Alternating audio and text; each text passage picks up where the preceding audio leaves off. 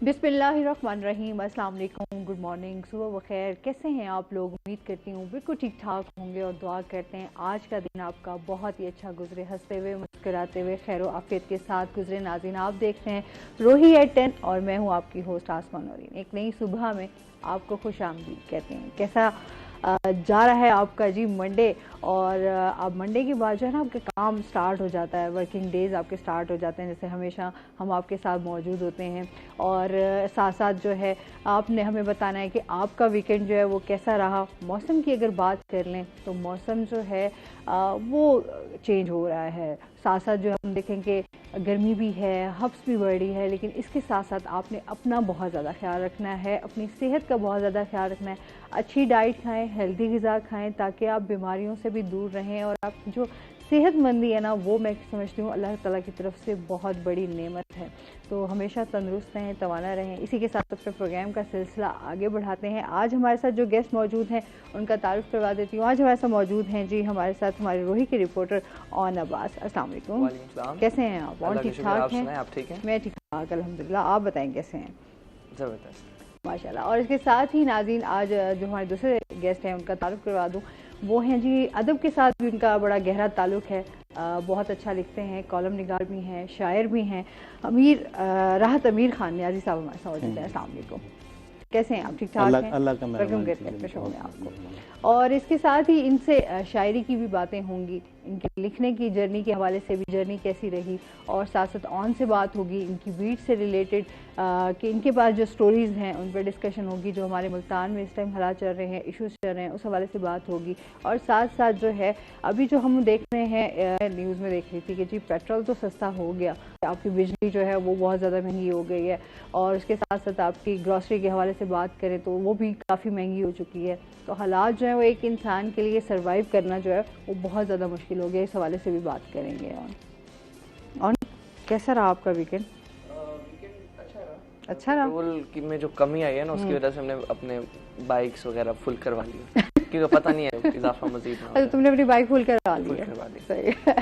अच्छा, कहीं जब पेट्रोल थोड़ा सा सस्ता होता है खुश होते हैं कि अच्छा जी पेट्रोल सस्ता हो गया, लेकिन उसके साथ साथ आपकी बाकी दीगर चीज़ें भी जो है वो महंगी जबकि होनी सस्ती चाहिए, क्योंकि ट्रांसपोर्ट फिर में भी कमी आनी चाहिए। लेकिन जब पेट्रोल की कीमत में कमी हो तो ट्रांसपोर्टर हो गए, जो दीगर अफराद इसे मुंसलिक हैं, वो तब कमी नहीं करेंगे। जब थोड़ा सा भी इजाफा कहेंगे भाई किराया हम बढ़ा रहे हैं तो पेट्रोल महंगा हो गया, जबकि इस चीज़ पे भी कंट्रोल करना चाहिए। हाँ बिल्कुल ऐसे ही है।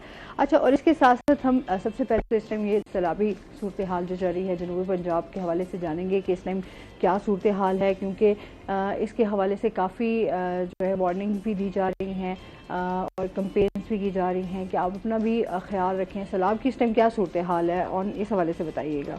सैलाब की अगर हम बात करें, ख़ुसूसन अपना हमारा जो मुल्तान है या जनूबी पंजाब है, उसके हवाले से अगर बात करें तो मुल्तान में जो दरियाए चनाब है तो उसके जो मुख्तलिफ मकामात हैं उनमें तकरीबन पानी की जो सतह है उसमें बातदरीज इजाफा होता चला जा रहा है, जिसकी वजह से अब हम परसों गए हुए थे, वहाँ रिपोर्टिंग हमने की तो वहाँ पर जो करीबी जो दरिया के जितने मौजे हैं, जितनी मतलब बस्तियाँ हैं, तो उधर पानी दाखिल हो चुका था। कई जो फसलें थी उनकी वो ज़ेर आब आ चुकी थी और जो मकानात थे उनके भी चारों तरफ पानी था। तो इलाका मकीर वहाँ पर बेयारो मददगार बैठे तो थे, लेकिन रेस्क्यू इंतजामिया भी वहाँ पर पहुंची।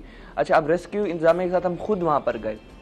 वहाँ पर जाके रेस्क्यू इंतजामिया ने उन्हें कहा कि आप जिस एरिया में बैठे हैं आपके मतलब तकरीबन काफ़ी मतलब चारों तरफ सैलाब ही है, मतलब पानी पानी है, तो आप शिफ्ट करके आप शहर में आ जाएं, नकल मकानी कर लें। वो उस चीज़ को तैयार नहीं थे। वो मतलब हमारे थोड़ा सा ये हमें मसला आता है, जब तक मतलब जो खतरा है वो सर पर नहीं पहुंच जाता तो हमारी आवाम उस चीज़ जो है वो उसको हम लोग बहुत ईजी लेते हैं। अभी भी आप जाएं तो वहाँ पर तकरीबन 3-3 फुट तक पानी मौजूद है। वहाँ पर जो लोग मतलब वो एक पिपलियाँ, हमारे जो एक यहाँ पर बस्ती है दरिया चनाब के करीब, वो पिपलियाँ, तो वहाँ पर तकरीबन जो पानी है वो कई फसलें ज़ेर-ए-आब आ चुकी हैं वहाँ पर उस बस्ती की। तो वहाँ पर अभी से जब रेस्क्यू इंतजामिया कह रही है लोगों को आप नकल मकानी कर लें, तो अभी लोग वहाँ पर नकल मकानी नहीं कर रहे। तो फिर यहाँ पर थोड़ा ये एक अलार्मिंग सिचुएशन है। उसके साथ साथ अगर मज़ीद भी बात करें तो जो मुख्तलिफ मकामात हैं, अब अगर हम हेड मोहम्मद वाला के करीब जाएं या अपना यहाँ से हम दरिया चनाब के हम साथ मजीद जो मकाम आते हैं वहाँ देखते हैं, तो वहाँ रेस्क्यू इंतजामिया की जानिब से फ्लड रिलीफ कैंप भी कायम किए गए हैं। अब उन कैंप्स में जो डिपार्टमेंट जो ज़िला इंतजामिया होती है वो उसमें revenue department, health department, education department और उसके साथ साथ रेस्क्यू डिपार्टमेंट और डिपार्टमेंट्स हैं, वो वहाँ पर उनका अमला जो कि अभी से मतलब अवेयरनेस भी दे रहे हैं फ्लड के हवाले से, और इसके साथ साथ जो जो चीज़ें रिक्वायरमेंट्स होती हैं या एक ख़तरनाक सिचुएशन से निमटने के लिए जो जो चीज़ें वहाँ पर रेस्क्यू को चाहिए वो भी मौजूद हैं, हेल्थ को चाहिए तो अभी से मतलब वहाँ पर जो ज़िला इंतज़ामिया उनसे कोलैबोरेट करके वहाँ पर प्रोवाइड कर रही है। और जो फ्लड रिलीफ कैंप है अभी से अच्छी बात है, अवेयरनेस भी लोगों को जा रही है, सैलाबी सूरत हाल के हवाले से भी आगाह किया जा रहा है, तो ये खौफनाक सिचुएशन पैदा हो रही है। क्योंकि हम लोगों ने ये देखा कि पिछले साल भी हमने बहुत जानी और माली नुकसान उठाया है और सैलाब के हवाले से, और ये हमेशा बात की जाती है कि हाँ लाजमी लोगों को इस हवाले से केयर करनी चाहिए कि आपका जानी और माली नुकसान ना हो। सैलाब के हवाले से तो बहुत ज़्यादा ख्याल करने की ज़रूरत है। अच्छा जी, इसके साथ ही सर से भी जानेंगे, सर आपकी शायरी और अदब के हवाले से जो है बताइएगा कि कैसा रहा ये सफ़र? बहुत अच्छा। मैंने तकरीबन 11 मजमूए कलाम हैं मेरे इस वक्त जो सराइकी उर्दू मुश्तरका हैं, कुछ उर्दू के हैं, कुछ सराइकी हैं, 2 नसर की किताबें हैं। उसके अलावा एक उस पर मैंने ये काम किया था कि ख़ास तौर पर क्योंकि मैं शहर में रहता हूँ कि और नाशर था तो ये मसला मैं जानता था कि हमारे जो मराफात में ख़ास तौर पर देहातों में लोग शायर रहते हैं जिनके माली वसाइल इतने नहीं होते कि वो किताब छाप सकें। तो मैंने फ़ारूक रोखरी साहब, हमारा सराइकी अदब का बहुत बड़ा नाम है, मेरे सराइकी के उस्ताद हैं, और नूर अहमद गावी साहब उर्दू के मेरे उस्ताद भी हैं और मेरे इदारे के डायरेक्टर भी थे। हमने मिलकर एक तंजीम बनाई थी कि हमने सिर्फ उन लोगों के लिए काम करना है जो छोटे छोटे देहातों में कोई भट्टे पे मजदूरी करता है, कोई किसी मिस्त्री के साथ, वो लोग लिख तो रहे हैं और लेकिन वो अपनी किताब नहीं छाप सकते। क्यों कि आज हम जिस दौर से गुजर रहे हैं, जैसे अभी आप महंगाई की बात कर रहे थे कि किताब का छापना भी अभी तस्वर से भी बाहर निकल गई है, मुश्किल हो गया। तो खास तौर पे अच्छा भला बंदा नहीं छाप सकता, यानी कि अभी 1,10,000 20,000 जो भट्टे पे मजदूरी करता है वो तो नहीं छाप सकता। तो फिर हमने ये सिलसिला शुरू किया था कि हम 3-3 4-4 सफ़े एक बंदे को देकर ना इंतखाब छापते थे, और हम मेरे इदारे से ये तकरीबन 100 इंतखाब छपे, और उसमें यह है कि 100 इंतखाब में कोई बड़ा शायर शामिल नहीं किया मैंने।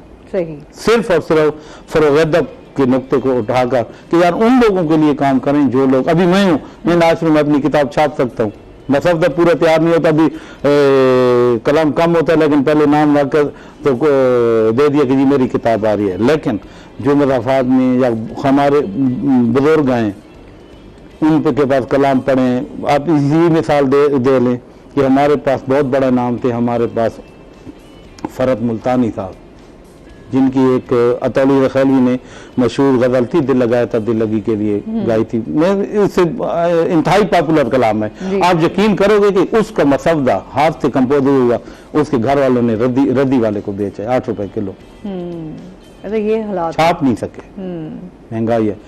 महंगाई से हट कर ना हमारे पास फनून लतीफ़ा से तलक रखने वाला कोई भी शोबा है उसको सरकारी तौर पर सरपरस्ती उसकी नहीं है। हालांकि हमारे पास इदारे हैं, ये भी नहीं है कि इदारे नहीं, उनके पास फंड भी है, लेकिन वो फंड कहाँ खर्च होता है? उनकी अपनी गाड़ियों पर। आम जो लिखने वाले वहां तक नहीं पहुंचा। इससे बड़ी और क्या बदनसीबी होगी, अभी 26 करोड़ आबादी का मुल्क है और हमारा शायर पहले 300 किताब छापता था, बिकती नहीं थी, वो सिर्फ और सिर्फ दोस्तों में बांट देता था, और आज वो 300 से कम होकर 100 और 200 पर आ गई है। इससे बड़ी कोई बदनसीबी नहीं हो सकती। खास तौर पे हमारे अदब की ये हालत है हो गई है कि चलो कोई आदमी था वो किधर थोड़ा बहुत खर्चा करके किताब छाप लेता और उसे ये उम्मीद होती कि मुझे सरकारी तौर पर कुछ मिल जाएगा, सरकारी पर नहीं मिले तो मेरी किताब फेल होकर मैं अपने पैसे वापस नहीं।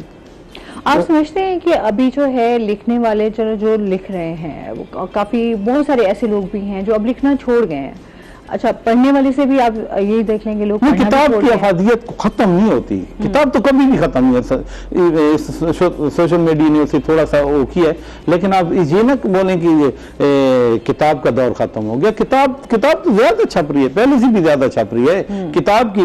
क्यों कि अभी मेरी आइडिया, आपकी आइडिया, आपने उस पर जो कलाम जा रहा है वो आपके रिकॉर्ड में नहीं आ रहा। रिकॉर्ड आपकी तो किताब है, किताब से तो इनकार मुमकिन ही नहीं है। जो भी स्कॉलर रिसर्च करेगा उसने किताब से करना, उन्हें आपके सोशल मीडिया पे नहीं करना। कि जो लिखता है उसकी पहले ख्वाहिश होती है कि मैंने हाँ कि नहीं, वो पहले मैंने जिक्र किया है कि उसकी ये ख्वाहिश नहीं होती कि मेरा कलाम बिक जाएगा। बिकने का तो पाकिस्तान में तस्वर ही नहीं है कि अदबी किताब बिक जाए। अभी सिर्फ ये है कि यार मेरा कलाम महफूज हो जाए। आज का लिखारी जो है ना, लिखने के बाद उसकी सबसे बड़ी प्रॉब्लम को शिकार हो जाते, किसी तरह मैं अपनी किताब को महफूज कर लूं, और उसी महफूज कर रहे हैं। किताब छप रही है, पहले से ज्यादा छप रही है, लेकिन तादाद जो है वो 100 में आ गई है, 300 से लेकर 100 में, बल्कि 100 से कम भी। मैं नाशर हूँ इस चीज का, आप सोच भी नहीं सकती कि एक लिखता है कि 700 सफ़े की किताब है। कल एक बंदा मेरे से ऑर्डर ले रहा है 700 सफ़े की किताब, तो मुझे 100 छाप दें। अच्छा, आपने शायरी भी करते हैं, आप कॉलम निकालती हैं, तो शायरी किस किस्म की करते हैं आप? शायरी जो है ना, शायरी ज्यादातर तो मेरी रोमानवी शायरी है। अच्छा। लेकिन इससे ये नहीं है कि बस रोमान पे आकर हो, कि हमद भी है, नात भी है, मनकबत भी है, कुछ इस्लाही कलाम भी है, सही, माशरती है, उसके अलावा मुल्की उस पर भी लिखा हुआ है। तो ये असल में ये मूड होता है लिखने वाला जो होता है ना, लिखने वाला ये नहीं है कि वो रोमानवी है तो वो सारा रोमानवी लिखा, वो कब किस मूड में बैठा है और क्या लिख दिया उसने। सेंसिटिव भी होता है ना, और फिर इर्द गिर्द के माहौल को जब आप देख रहे होते हैं, आप कोई चीज भी मुतासर कर सकती है। माहौल की बात नहीं है, कोई चीज भी आपको मुतासर कर सकती है। सही, कि उस पे आपका जो अंदर का मौसम है वो कलीदी किरदार अदा करता है आपके कलाम पे। बिल्कुल ऐसे ही है।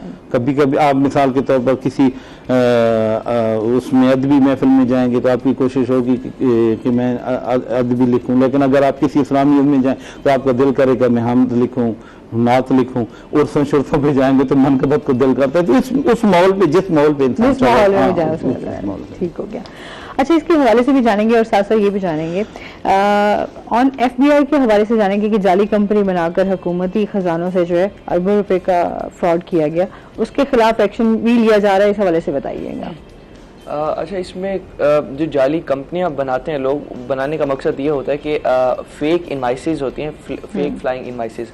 उसमें ये होता है कि आप जो कुछ ऐसी कंपनीज पहले बनाते हैं जो कि आपको ना फेक ट्रांसक्रिप्ट देती हैं चीज़ें ख़रीदने की, जो कि आपने परचेज भी नहीं की होती, और आपकी जो कंपनी होती है, जो फेक कंपनी होती है, वो भी इस ऐसे एक पता पर होती है, ऐसे एक किसी शख्स के नाम पे होती है जो कि बहुत अर्से पहले या तो मर चुका होता है या तो अपना उसका कोई उससे लेना देना भी नहीं होता।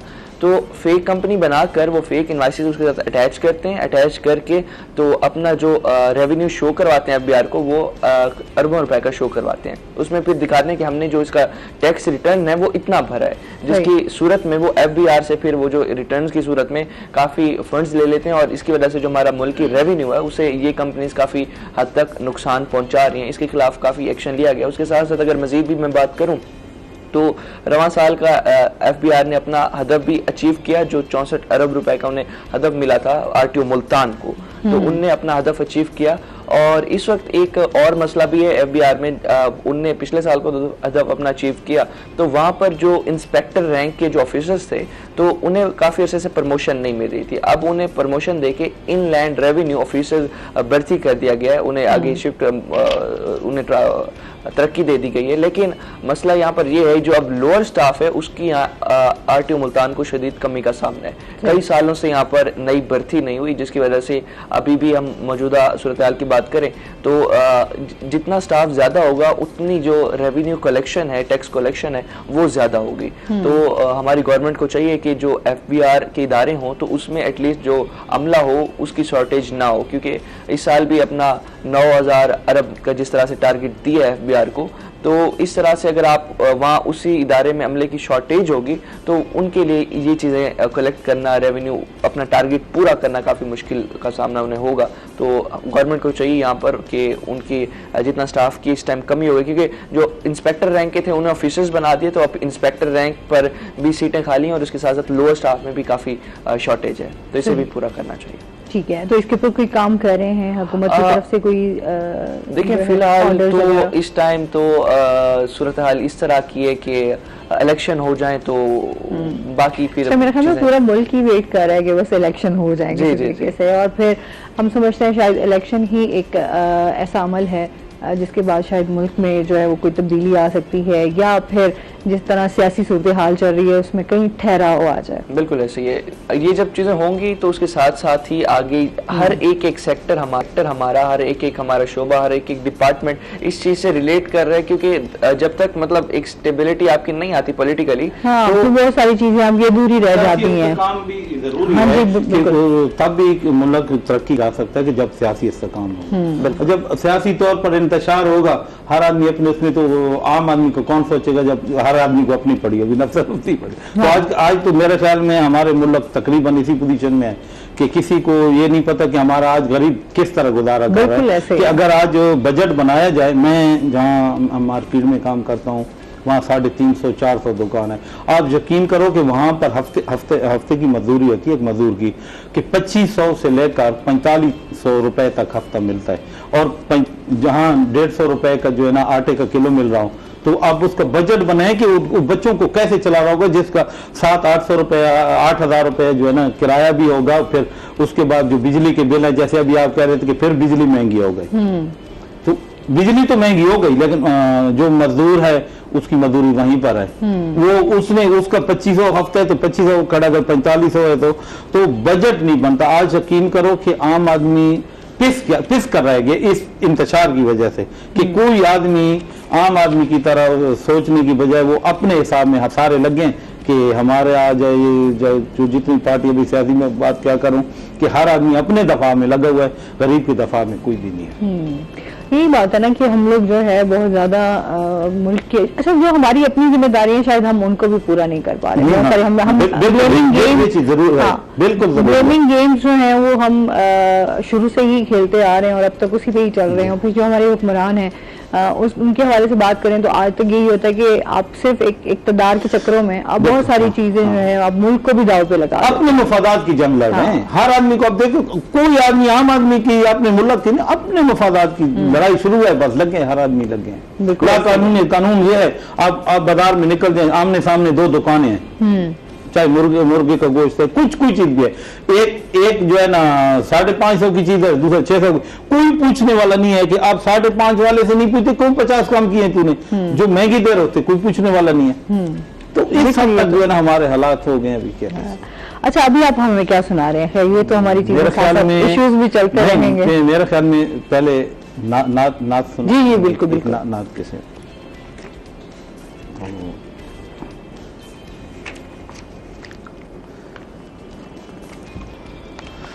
ज़मीनो आसमां का बख्त जागा मुस्तफ़ा आए, ज़मीनो आसमां का बख्त जागा मुस्तफ़ा आए, खुशी से झूमता है ज़र्रा ज़र्रा मुस्तफ़ा आए।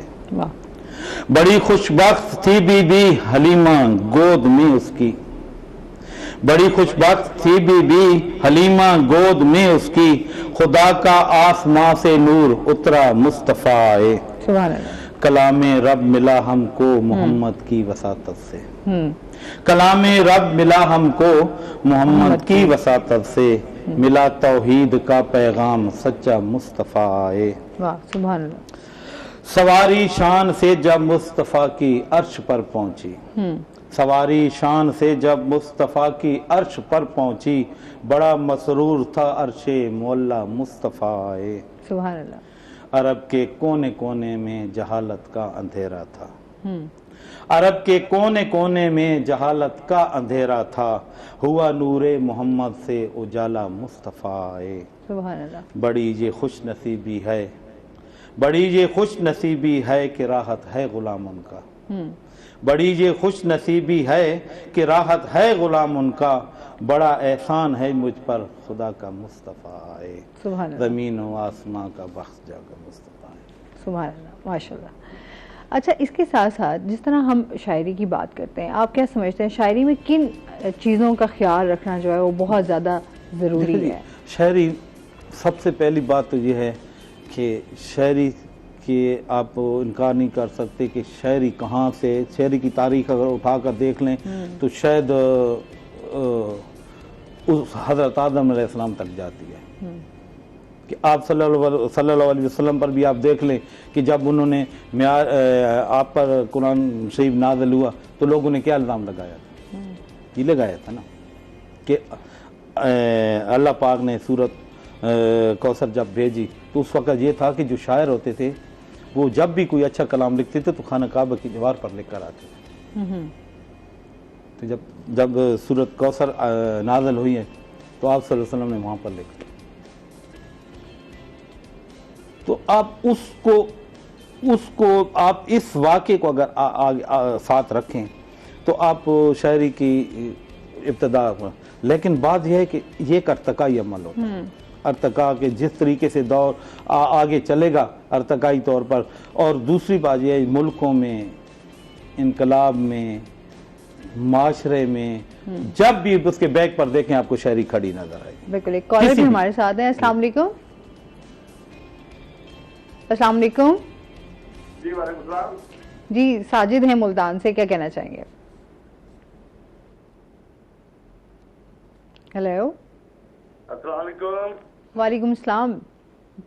जी, क्या कहना चाहेंगे? मेरा सवाल ये है कि जो प्राइस कंट्रोल कमेटी होती है जी जी, और ये जितना महंगाई बढ़ती जाती है तो कंट्रोल की जिम्मेदारी इन कंपनियों की है, इस कमेटी की है, लेकिन ये कमेटी अपना काम करती तो आवाम पे बोझ डालने के लिए ये कमेटियाँ क्यों बनाई जाती हैं? ठीक है जी, बहुत शुक्रिया कॉल करने का।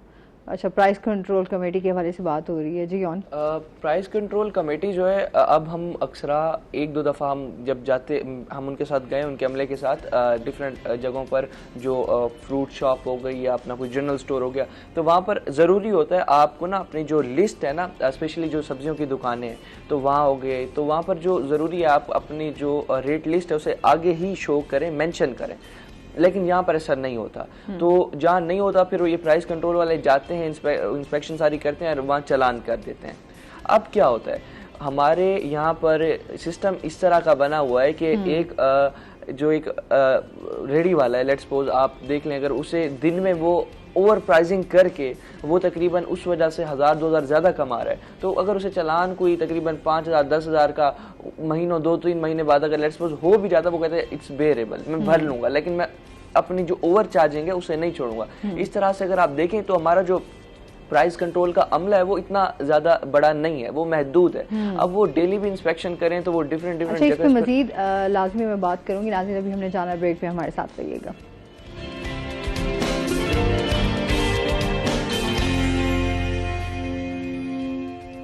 वेलकम बैक नाज़रीन, रोही अड्डन में आपको खुश आमदीद कहते हैं और इसके साथ ही अपने सेगमेंट की तरफ चलते हैं, टुडेज वेदर।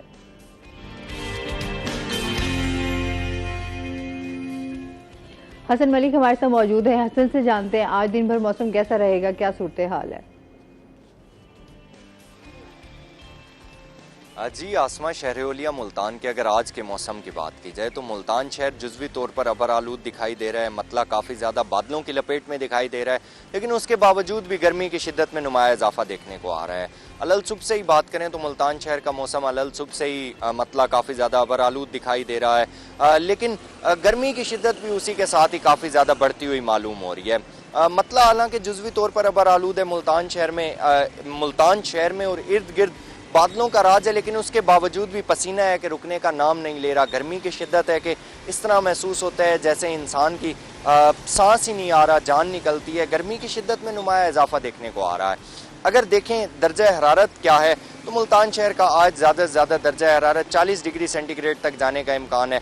गुज़िश्ता कई दिनों से मुल्तान शहर का दर्जा हरारत तो ऐसा जितना ज़्यादा नहीं है, लेकिन हब्स होने की वजह से और हवा ना चलने की वजह से गर्मी की शिद्दत काफ़ी ज़्यादा महसूस हो रही है। सेम आज भी वही कंडीशन है, हब्स काफ़ी ज़्यादा है, हवा नहीं चल रही और गर्मी की शिद्दत काफ़ी ज़्यादा महसूस हो रही है। आज अगर शहर का ज़्यादा से ज़्यादा दर्जा हरारत देखें 40 डिग्री सेंटीग्रेड तक जाने का इम्कान है। कम से कम दर्जा हरारत आज मुल्तान का 31 डिग्री सेंटीग्रेड पर रिकॉर्ड किया गया है। हवा में नमी का तनासुब आज भी कदरे बेहतर है, जो कि 75% तक रिकॉर्ड किया गया है। हवा में नमी का तनासुब भी बढ़ने की वजह से और हवा ना चलने की वजह से भी एक मेन फैक्टर है जो कि गर्मी की शिद्दत को बढ़ाता है।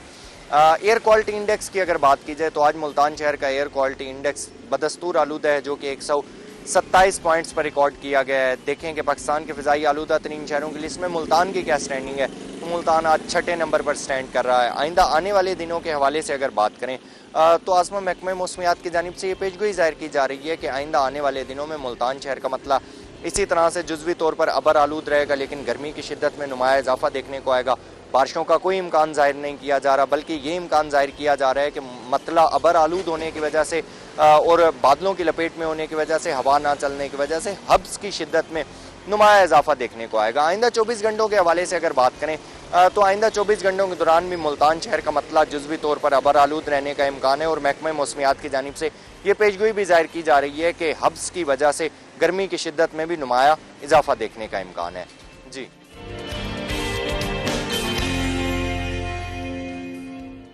बहुत शुक्रिया हसन मलिक आपका। और इसके साथ ही जैसे मैंने स्टार्ट में भी बात की थी कि मौसम जो है वो बिल्कुल अजीब सा है, हब्स की शिद्दत जो है वो बढ़ रही है, गर्मी जो है वो फील ज़्यादा होती है, टेम्परेचर जो है आपका अच्छा बादल तो हैं लेकिन क्योंकि बारिशों का सिलसिला जो है उस तरीके से बाकी दीगर इलाकों में तो हो रहा है, लेकिन हम अगर बात करें शहरों में भी, लेकिन मुल्तान में भी उस तरह से बारिश जो है वो नहीं हो सकी और मौसम जो है बस अच्छा गर्म ही है। मौसम की जो सूरत हाल है, जो हम पहले बात कर रहे थे सैलाब के हवाले से ना, तो उसमें जो अपना पानी का जो बहाव वो आगे आ रहा है, तो जब बस्तियों में पानी आता है तो वहाँ से जाहिर सी बात है इवेपोरेशन होना शुरू हो जाती है पानी की।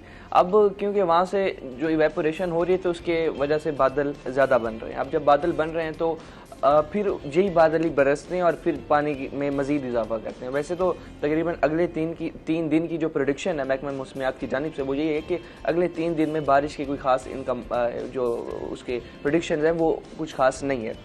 अगर इसके अलावा अगर मैं दरिया चनाब के आपको डिफरेंट जो मकामात हैं उनके हवाले से अपडेट दूं तो मराला के मकाम पर जो पानी के जो इनफ्लो का जो रिकॉर्ड किया गया वो तकरीबन 77,000 क्यूसेक रिकॉर्ड किया गया है। इसकी जो लिमिट है वो 11 लाख तक है और उसमें फिर जो डाउन स्ट्रीम अखराज रहा वो तकरीबन 48,000 रहा। इसके अलावा अगर हम खांकी के हवाले से भी बात करें तो वहाँ पर भी जो दरिया चनाब का ये भी एक मकाम है, इसमें भी जो कैपेसिटी है पानी की वो 11 लाख क्यूसिक तक है। वहाँ पर जो रिपोर्ट के मुताबिक उसमें इनफ्लो रहा है वो तकरीबन 60,000 तक रहा है, जो आउटफ्लो है वो 51,000 उसका आउटफ्लो है। अब पानी मतलब इन आ रहा है और आउट जितना जा रहा है वो उस हवाले से। और कादराबाद की बात करें तो वहाँ पर भी जो पानी की लिमिट है वो 9 लाख तक है, इतना क्यूसिक वो वहाँ पर स्टोर पानी खड़ा हो सकता है। उसमें भी तकरीबन अभी इस टाइम देखा जाए तो नॉर्मल से भी नीचे है, वो तकरीबन 49,000 क्यूसिक उसमें आउटफ्लो इनफ्लो आया और उसके बाद अगर आउटफ्लो की भी हम बात करें तो 39,000 वो आउटफ्लो भी हो गया। सबसे ज़्यादा जो दरिया चनाब को लगता है वो है तिरमू का मकाम। अब तिरमू में जो पानी की जो सतह जो कैपेसिटी है वो तकरीबन 8,75,000 क्यूसिक तक है जो स्टोर कर सकता है। अगर उसमें भी हम बात करें तो तिरमू के मकाम पर जो इनफ्लो पानी का रहा वो तकरीबन 37,000 उसका इनफ्लो रहा और आउटफ्लो उसका 24,000 तक रहा। अब थोड़ी सी देखा जाए पिछले 1-2 दिन में पानी की सतह में थोड़ी कमी आई है, लेकिन अगर तरबेला और मंगला डैम के हवाले से भी हम बात करें तो तरबेला और मंगला डैम में इजाफा होता चला जा रहा है और जब इनकी जब एक लिमिट बढ़ जाएगी तो जाहिर सी बात है जब डैम में पानी ओवर फ्लो करने लग जाए तो फिर वो पानी को खोल देते हैं, क्योंकि डैम के टूटने का भी खतरा होता है। और उस हवाले से अगर मतलब खुदा ना खास्ता ऐसी सूरत हाल पैदा होती है, अगर यहाँ से तरबेला मंगला डैम से अगर पानी रिलीज होता है तो फिर वो मुख्तलिफ बिराजों से होता फिर दरियाओं में जब आएगा तो उसकी वजह से जो आबादी है दरियाओं के करीब उसे तो काफ़ी नुकसान होगा और सैलाबी सूरत हाल भी जुनूबी पंजाब में पैदा होने का खतरा हो सकता है। अच्छा, फिर जिस तरह हम बात करते हैं ना डैम्स की, और हमेशा हम ये बात करते हैं कि हमारे यहाँ पाकिस्तान में जिस तरह पिछले दफ़ा भी सैलाब आया और अब भी जैसे ख़तरा है, अब जिस तरह बता रहे हैं, जिस तरह फ्लो उसका चल रहा है पानी का बहाव, अगर इसको स्टोर किया जाता है तो शायद हम जो बिजली की बात करते हैं ना कि इतने महंगी कर जाए तो शायद हमारी बिजली जो है वो सस्ती हो सकती। लेकिन बात ये है कि हमारे पानी को यहाँ पर स्टोरेज करने के लिए कुछ इस तरह के इंतजाम ही नहीं होते, या हुकूमत ने इस तरफ कभी तवज्जो ही नहीं दी कि इसको किस तरह यूटिलाइज किया जा सकता है, इस पानी को कैसे इस्तेमाल करके हम मुल्क को फ़ायदा पहुंचा सकते हैं। बिल्कुल, तो ये हमारे यहाँ ये बड़ा डैम्स की सूरत हाल, कभी भी हमारे डैम्स को उस तरीके से बेहतर नहीं किया जा सकता। अगर हमारे इस टाइम तकरीबन बड़े लार्ज लेवल पर हम देखें तो अगर गवर्नमेंट संजीदा होकर अगर इस पे काम कर ले तो यकीन माने हमारी उसे न सिर्फ बिजली हम जनरेट करेंगे, उसके अलावा भी हम कई रिसोर्सेज अपने खुद पैदा कर लेंगे और जिसकी वजह से हमारे मुल्क में काफ़ी स्टेबिलिटी आ सकती है। बिल्कुल ऐसे ही है, वही बात है ना कि तरक्की लाने के लिए फिर आपको बहुत सारी पॉलिसीज़, बहुत सारी काम जो हैं वो आपको करने पड़ते हैं अगर मुल्क में तरक्की लाना चाहते हैं। लेकिन यहाँ हमारी यही वही बदकिस्मती है कि हमारी चीज़ें कभी भी बेहतर नहीं हो सकती। जैसे हमारे साथ कॉलर भी थे, मैं उनकी बात का जवाब भी यहाँ देना लाजमी चाहूँगी कि यहाँ पर जो हमारी प्राइस कंट्रोल कमेटीज़ हैं वो बस बराए नाम है, जिस तरह आपने बात किया कि बना दी गई हैं लेकिन उनका फ़ायदा कोई भी नहीं है। यहाँ पर चेक एंड बैलेंस उस तरीके से है ही नहीं। और फिर जहाँ की हम बात करें, यहाँ पर जिस तरह फ़ाइन किया जाता है या अगर कोई इस तरह के लोग चेक एंड बैलेंस के लिए आ भी जाएँ तो वो फ़ौरन से पहले अपनी चीज़ों को, उनको इतला हो जाती है कि जहाँ पर कोई बंदा आने वाला है तो वो चेक करेगा, तो उससे पहले ही वो अपनी चीज़ें सेट करके बैठे होते हैं। और फिर जुर्माना इतना कम होता है कि अगर वो एक दिन में चालान भर भी देंगे तो नेक्स्ट टाइम फिर क्या होगा, फिर वही सूरत हाल होगी। तो इस हवाले से हमारी हुकूमत को भी काम करने की बहुत ज़्यादा ज़रूरत है कि अगर हुकूमत की तरफ से जो रेट जो है मुख्तस कर दिए जाते हैं, लेकिन उसके बाद जो है वो क्या होता है कि यहाँ पर हमारे यहाँ जो है ज़ख़ीरा अंदोज़ भी बहुत ज़्यादा है। मुनाफाखोरी के हवाले से भी बात करें तो वो बहुत ज़्यादा लोग, अच्छा फिर लोगों में जो है ना समझ नहीं आती। यहाँ पर जैसे हम बात करते हैं, अक्सर हमारे यहाँ इवेंट्स आते हैं या हमारे त्यौहार आते हैं तो चीज़ें जो है वो महंगी कर दी जाती है बजाय सस्ती करने के। तो ये जैसे सब्जियां हो गई, फ्रूट्स हो गए, हमारे ये तो रोज़मर्रा हमारी ज़िंदगी की ज़रूरियात हैं। लेकिन इनमें जाहिर सी बात है जब तक हम अपनी जिम्मेदारियों को नहीं समझेंगे, जब तक हम ईमानदारी नहीं लाएंगे, तब तक हम भी इन चीज़ों को बेहतर नहीं कर सकते। अच्छा, इसके साथ ही आपकी शायरी भी सुनेंगे और साथ साथ ये बताएं कि शायरी की आप तो नौजवानों में भी थोड़ा सा आता है ना कि शायरी के हवाले से बड़ी उनकी रहती है, शायरी पसंद भी की जाती है। आप क्या कहना चाहेंगे, नौजवानों की इस्लाह शायरी के थ्रू हो सकती है? म्यारी शायरी होगी। असल में तो शायर का किरदार ही है कि वो माशरे की बुराइयों की निशानदेही करता है, नौजवान को जो है ना सही रास्ते गाइडलाइन देता है। ज़रूरी नहीं है कि गलत शायरी है, या मिसाल के तौर पर आप अपने पाकिस्तान का और हिंदुस्तान के बंटवारे को देख लें तो क्या इसके पीछे शायर का हाथ नहीं है? अब कहीं भी देख लो कि शायर जो है ना कौमों की तामीर में मरकजी रोल अदा करता है। एक कॉलर है हमारे साथ। अस्सलाम वालेकुम। मैं मुल्तान से बात कर रहा हूँ। जी, क्या कहना चाहेंगे? जी गिलानी पुल खत्म होता है रोड के ऊपर जंगी के बाद, यहाँ पर यू टर्न पे पहले बने हुए ना वो टर्न अभी हैं, लेकिन यहाँ स्पीड ब्रेक करते हैं। जब PSR जो है ये स्पीड ब्रेकर खत्म कर दिया है। आपको शायद पता है कि ये कंजेस्टेड एरिया भी है और यहाँ स्पीड भी बने हुए हैं। तो मैंने 2-3 दफा रास्ता भी किया, सुबह भी और की जो नगर विभाग से उनका आप इस मुद्दाओं से बात है। अब मैं आपके एक ही बात से करना चाहता हूँ या आपके थ्रू उनका जो बात हो जाए कि जैसे स्पीड ब्रेकर यहाँ पहले बने हुए थे वो बहाल किए जाए, ताकि ये जो रश वाली जगह है यहाँ पर गाड़ियाँ स्पीड से आती हैं वो थोड़ा ठहर के हैं कि पैदल गुजरने वाले या बाइक वाले या मोटरसाइकिल वाले वो उनको गुजर सकें। बड़ी मेहरबानी, अगर हमारा मसला करा सके तो बहुत शुक्रिया आपका। बहुत शुक्रिया। अच्छा, हम कोशिश करते रहते हैं कि यहाँ के जो हमारे मसाइल हैं उनको हम उजागर भी करते हैं। बहुत ज़्यादा जो इश्यूज चल रहे होते हैं उनके ऊपर काम भी कर रहे होते हैं, हमारे रिपोर्टर्स भी जा रहे होते हैं, बीट के उनके कवर भी कर रहे होते हैं।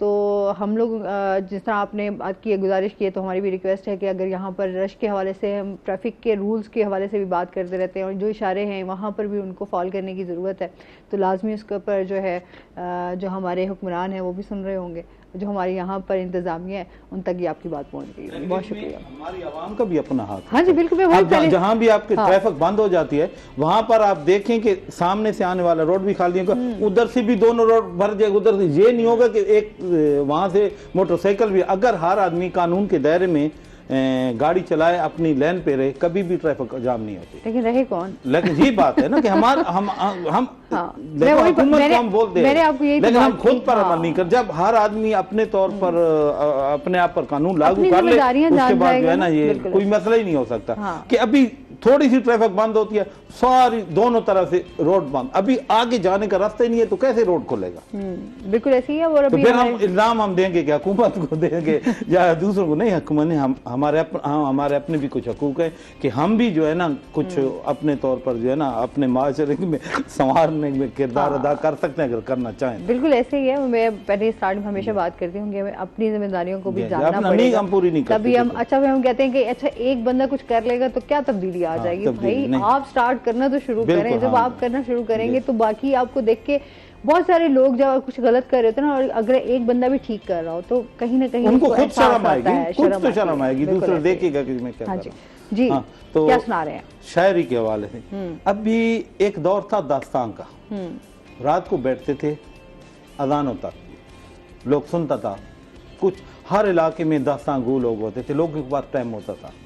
लेकिन आज पोजीशन ये है कि पहले हम बोलते थे नफ्सा नफ्सी का दौर, हर को अपनी पड़ी, आजकल मशीनी दौर में आ गए, भाग कर गया इधर उधर जो। तो इस तरीके से इसके जो वक्त की कमी के असरात है ना हमारे अदब पर जो है ना भी पड़ रहे हैं। अभी दास्तान खत्म हो गए, फिर उसके बाद दास्तान के बाद नावल का दौर आया। अभी नावल की जगह वो भी खत्म, वो भी बहुत तवील था, टाइम ही नहीं है, कौन पढ़े। फिर अफसाना आ गया।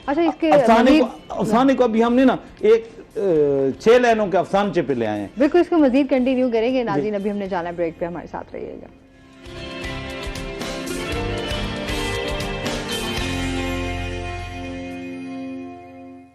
वेलकम बैक नाज़रीन, रोहिया 10 में आपको खुश आमदीद कहते हैं। जी हम तो बात कर रहा था वक्त की ना, इसी तरह ये जो वक्त का मसला हमारे अदब पर भी है, इसी तरह हमारा अदब की जो सिंफ है ना वो सुकड़ रही है। नावल ख़त्म, अफसाने पे आ गया, अफसाने से अभी अफसानशों पे आ गया। इसी तरह लंबी लंबी गज़लें, नज़में वो भी ख़त्म हो रही हैं। और आज के दौर है कि ये जो आज़ाद नज़म है वो मकबूल हो रही है, और उसकी मकबूलियत की वजह भी वही वक्त की कमी है। तो मैंने 2-3 नज़में आपको सुनाऊंगा जो कि चंद अल्फाज पर मुश्तमिल हैं। जी। तो एक 14 लफ्ज़ों की एक है, उसका उन्वान है शायर। उसका उन्वान है शायर। शायर जी इरशाद। तेरी चाहत तेरी उल्फत, तेरी प्यारी अदाओं ने मुझे शायर बना डाला। वाह, नज़म मुकम्मल। एक और है नज़म मुकम्मल। वाह। एक और है, उसका उन्वान है प्यार की दस्तक। अभी एक 2 सफ़े 3 सफ़े की नज़म की बजाय बात टोटल तो कह दी। हाँ, 14 लफ्जों में। ये है 16 लफ्जों की प्यार की दस्तक, इसका उन्वान है। याद है तुमको तुमने पहली, याद है तुमको तुमने पहली प्यार की दस्तक मेरे दिल पर आंख से दी थी। वाह, नज़म मुकम्मल। वाह। एक और नज़म है, बल्कि मेरा नज़मों का एक मजमूआ खिदान के बाद आया हुआ है आज़ाद नज़म का। तो आज़ाद नज़म पर मैंने काम किया, बहुत काम किया। ये है लोरी, ये तकरीबन 22 लफ्ज़ों की है। जितना भी मैं दिल से चाहूँ, जितना भी मैं दिल से चाहूँ, जितना भी मैं जोर लगाऊं, जितना भी मैं दिल से चाहूँ, जितना भी मैं जोर लगाऊं, राहत भूल नहीं सकता हूँ, राहत भूल नहीं सकता हूँ, मेरे दिल को आंख के रास्ते तूने प्यार की लोरी दी थी। वाह। ये 3 नज़में हैं। तो अभी एक गज़ल जी तो रोमानवी रंग में है।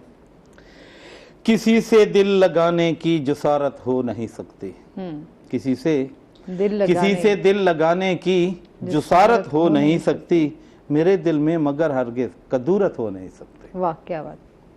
मुझे एहसास है लोगों खता मेरी ही अपनी है, दूसरों पर इल्जाम लगाने की बजाय। मुझे एहसास है लोगों, खता मेरी ही अपनी है, मुझे तो अब किसी से भी शिकायत हो नहीं सकती। वाह। भुला दूं दिल से मैं कैसे तसव्वुर तेरी यादों का, भुला दूं दिल से मैं कैसे तसव्वुर तेरी यादों का, कयामत से तो पहले अब कयामत हो नहीं सकती। वाह। तुझे दिल से भुला देना नहीं मुमकिन ऐ जाने जा, तुझे दिल से भुला देना नहीं मुमकिन ऐ जाने जा, कि अपने दिल से तो हरगिज़ बगावत हो नहीं सकती। जुदा होकर सनम तुझसे मुझे अब ऐसा लगता है, जुदा होकर सनम तुझसे मुझे अब ऐसा लगता है, तेरे अब लौट आने की बिशारत हो नहीं सकती। वाह। मोहब्बत का जनू मुझको वहां तक ले तो आया है, मोहब्बत का जनू मुझको वहां तक ले तो आया है, रकीबों से भी मुझको तो रकाबत हो नहीं सकती। तेरे बिन अपनी किस्मत में तड़पना ही तड़पना है, तेरे बिन अपनी किस्मत में तड़पना ही तड़पना है, मेरे दिल को मुयस्सर अब तो राहत हो नहीं सकती, किसी से दिल लगाने की जसारत हो नहीं सकती। वाह, क्या बात है, बहुत खूब। अच्छा, आप क्या समझते हैं कि आजकल जो शायरी है वो कौन सी ज्यादा मकबूल है? देखो, रोमानवी या फिर मैं बताऊं कि शायर जब आमतौर पे ये जो नौजवान होते हैं वो शायरी शुरू करते हैं, बल्कि ये मैं आपको गजल सुना रहा हूँ शायद ये मेरी 20 साल पुरानी होगी। अच्छा। कि नौजवान जो होता है लाजमी बात है उसकी शायरी में रोमानवी रंग होता है। फिर वक़्त के साथ जैसे जैसे वक़्त गुजरते जाते उसकी सोच में भी उसी तरह पुख्तगी आती है जिस तरह की शायरी में आती है। तो आखिर पर तकरीबन जितने भी हमारे बुजुर्ग हैं वो आप उनके देख लें कि अगर इसने जवानी में उसमें रोमानवी गज़ल की है या सराय की हवाले से दौड़ा गीत लिखने वाले आज जो बुजुर्ग हैं वो हामदनाद मनकबत लिख रहे हैं और अच्छी शायरी भी कर रहे हैं।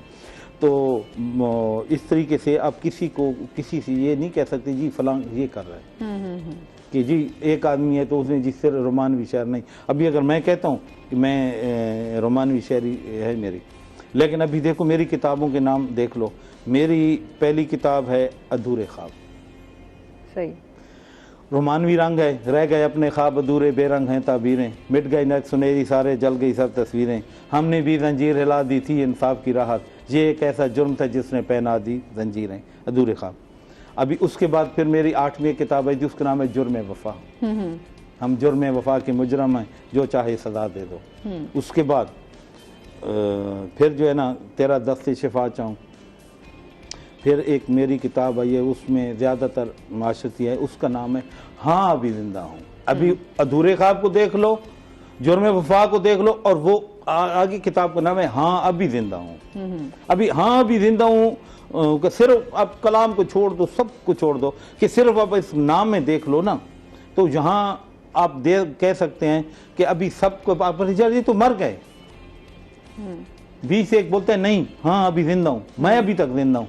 तो बात यह है कि आज जो एहसास है इंसान में, इंसान के तौर इंसान जो है ना एहसास ख़त्म हो गया, जज्बात ख़त्म हो गए। जैसे मैंने पहले बात की थी कि हम मशीनी दौर से गुजर रहे हैं, इंसान मशीन बन गया है, सुबह से लेकर शाम तक वो काम करता है, लेकिन इसी तरह मशीन सुबह से लेकर शाम तक चलती है और इनकार नहीं करती, ना वो थकती है, लेकिन उसमें एहसास नहीं होते। आज के इंसान भी एहसास नहीं है।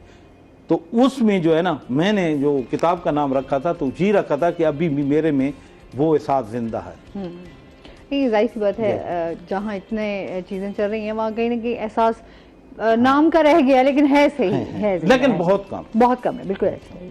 तो जी भी जानेंगे। अच्छा, और ये बताएं कि शहर में स्ट्रीट लाइट ना होने की वजह से चोरी डकैतियों में इजाफा, अच्छा ये भी रीज़न है। वैसे तो क्राइम जो है वो दिन ब दिन बढ़ता जा रहा है। अब ये भी हम देखते हैं कि आपकी जो शहर में स्ट्रीट लाइट्स हैं वो भी बंद होती हैं। अच्छा, एक तो चोरी डकैती इनमें तो इजाफा हो ही हो रहा है, और दूसरा अगर आप ना हमारे जो मेन जो जनूबी पंजाब के रूट्स हैं अगर देखें, जैसे MM रोड हो गया, अब जैसे दरिया चनाब से हेड मोहम्मद वाला साइड की तरफ रोड जाता है, वहाँ NHA ने स्ट्रीट जो ये अपना दरिया चनाब से हेड मोहम्मद वाला साइड की तरफ जाते हैं, वहाँ एक पुल बनी हुई है, उसके ऊपर आप देखें ना स्ट्रीट लाइट वहाँ लगाई गई है, लेकिन वर्किंग में ही नहीं है, जिसकी वजह से इस तरह की मेन जो जगह होती है जहाँ पर ट्रैफिक ने बहुत तेज़ी से गुजरना होता है और वो काफ़ी बिजी रोड्स हैं, तो वहाँ पर इस तरह की नाअहली काबिल बर्दाश्त नहीं है, जिसकी वजह से काफ़ी एक्सीडेंट भी होते हैं। और फिर उसके बाद अगर हम शहर में बात करें तो शहर में म्यूनसिपल कॉर्पोरेशन ही इस चीज़ को डील करता है, स्ट्रीट लाइट्स को, लेकिन उनकी ये जो नाअहली है इस सबब काफ़ी मुश्किलात का सामना करना पड़ता है शहरियों को कि जहाँ स्ट्रीट लाइट नहीं होती वहाँ पर चोर डकैत इनके लिए एक मौका होता है आवाम को लूटने का। बिल्कुल ऐसे ही है। और दूसरा अगर हम बात करें मुहर्रम के हवाले से तो मुहर्रम रूट में भी जो डेवलपमेंट काम है उसमें स्ट्रीट लाइट भी जो हैं वो भी मेंशन होती हैं, लेकिन मसला यहाँ ये होता है कि जो एक दफ़ा स्ट्रीट लाइट ने लगा दी, जो एक दफ़ा इन्हें वहाँ पर कर दी, कुछ अर्से बाद जब वो बंद हो जाती है, वो फाल नहीं होती, तो उसकी फिर दोबारा रिपेयरेंस या उसकी दोबारा वर्किंग के लिए कोई टेंडर जल्दी ये लोग देते नहीं, जिसकी वजह से जो लाइट भी खड़ी है वो भी कोई पता नहीं कोई उतार के मतलब जिस तरह से शहर की किसी मकाम में खड़ी है वो भी गायब तब तक हो जाती है। तो इंतजामिया को चाहिए जो स्ट्रीट लाइट्स हैं इन पर खास तौर पर तवज्जो दे, जिसकी वजह से चोरी डकैती एक्सीडेंट और कई चीज़ों से बचा जा सकता है। बिल्कुल ऐसे ही है। बहुत शुक्रिया ऑन आपका, आप हमारे साथ रहे। आपका भी बहुत शुक्रिया अमीर साहब, आप हमारे साथ रहे और आपकी शायरी भी हमने सुनी और यकीनन हमारे नाज़रीन ने भी इंजॉय किया होगा। तो मैसेज देना चाहे हमारे व्यूअर्स को? मेरा ये मैसेज है कि हम ये दूसरे पर इल्ज़ाम देने की बजाय अपने आप को संवारें तो माशरा संवार सकता है। अगर हम से दूसरों को संवारने लगेंगे कभी माशरा नहीं संवरेगा। जो खुद को संवार लिया समझो माशरा संवार। बहुत शुक्रिया आपका। और इसके साथ ही नाज़रीन अभी हमने जाना है ब्रेक पे, हमारे साथ रहिएगा। जब हम ब्रेक से वापस आएंगे तो हमारे साथ कुछ और गेस्ट मौजूद होंगे।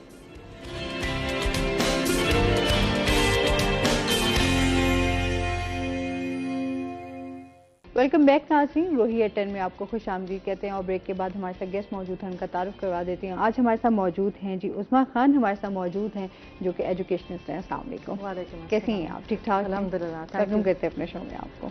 और इसके साथ ही जो हमारे दूसरे गेस्ट हैं वो हैं जी मोहम्मद इमरान खान खाकवानी साहब, हमारे साथ मौजूद हैं जो कि एडवोकेट हाई कोर्ट हैं और इसके साथ साथ उम्मीदवार हैं जी सदर डिस्ट्रिक्ट बार से। अस्सलाम वालेकुम, कैसे हैं आप? ठीक ठाक हैं, वेलकम करते हैं अपने शो में आपको। Thank you. अच्छा जी, आज हम एजुकेशन पे भी बात करेंगे क्योंकि हमारे साथ एजुकेशनिस्ट हैं और बहुत सारे स्कूलों में एज अ प्रिंसिपल जो है वो काम भी करती रही हैं।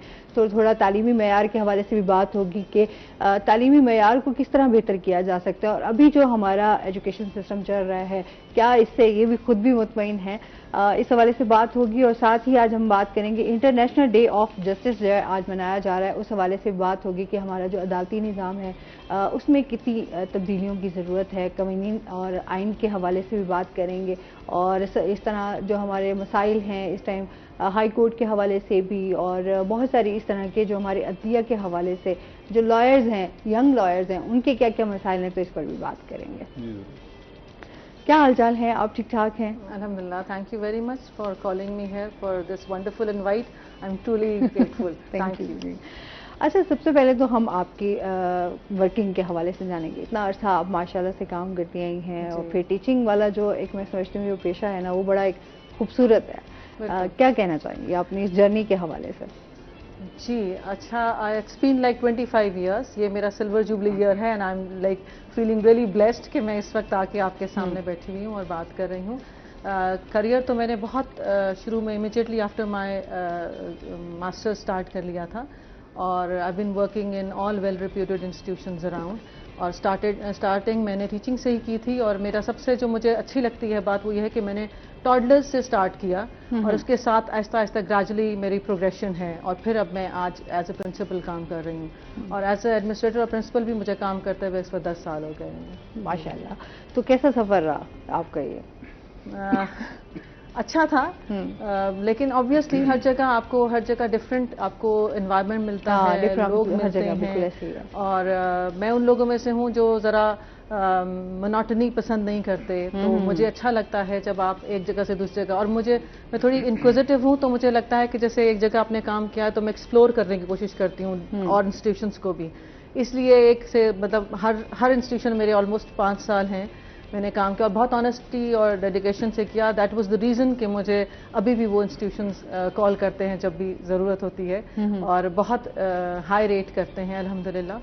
तो ओवरऑल इट्स वंडरफुल, क्योंकि खुद तबीयत में प्रोग्रेशन है और काम करना है और सीखना है तो फिर आप जितने भी प्रॉब्लम्स हों उनको आप फिर फेस कर ही लेते हैं और मैनेज भी कर लेते हैं, और फिर आपको अल्लाह ताला दाएं बाएं इतने अच्छे लोग मिल जाते हैं जो आपको सपोर्ट करते हैं. So I have been blessed in a way कि wonderful team, I have always have a wonderful team around. अच्छा, बहुत सारे इदारों में आपने जिस तरह एज अ प्रिंसिपल भी आप कर रही हैं, तो आपने क्या इश्यूज देखती हैं जो हमारे स्कूल्स हैं, जो हमारे इदारे हैं, जहाँ पर टीचर्स हैं, उनको देखते हुए? अच्छा देखिए, मैं मुझसे काफ़ी लोग ये क्वेश्चन करते हैं, लेकिन मैं एक बात पे ट्रूली बिलीव करती हूँ कि जब आप हर इंस्टीट्यूशन, चाहे वो प्राइवेट है चाहे गवर्नमेंट है, अपने तरीके से कंट्रीब्यूट कर रहा है एजुकेशन की तरफ, आप ये नहीं कह सकते कि ये कंपैरिजन नहीं कर सकते, ये स्कूल बहुत अच्छा है, ये स्कूल बहुत बुरा है, या ये स्कूल एवरेज है. हर स्कूल अपनी जगह पे और हर टीचर अपनी कैपेसिटी के हिसाब से कोशिश कर रहा है कंट्रीब्यूट करने की. इशू वहाँ होता है कि जब आपका सीनियर लॉट जो है, जो ओन करता है उस सिस्टम को, वो फॉलो अप नहीं करता. जैसे हमारे मतलब अगर मैं वैसे बात करूँ जनरली प्राइवेट इंस्टीट्यूशंस आप देखते हैं उनका फॉलो अप होता है. मतलब आपको आज एक ट्रेनिंग दी है तो दे लुक इनटू इट कि आपने उस ट्रेनिंग को इम्प्लीमेंट भी किया कि नहीं किया. अब जब गवर्नमेंट या सेमी गवर्नमेंट की तरफ आप जाते हैं तो आप ऐसे मतलब एक दफ़ा आपने करा दिया तो आपको लगता है कि वो इम्प्लीमेंट करेगा. अब उसके लिए सेल्फ मोटिवेशन जो है वो होना ज़रूरी है. हर बंदा सेल्फ मोटिवेटेड नहीं होता. मैंने इतने कैपेबल लोग देखे जिनको चूंकि मोटिवेट नहीं किया गया आगे काम करने के लिए, या उनको चेक नहीं किया गया, या उनके लिए कोई बार सेट नहीं किया गया, तो वो भी मतलब लेथार्जिक हो गए.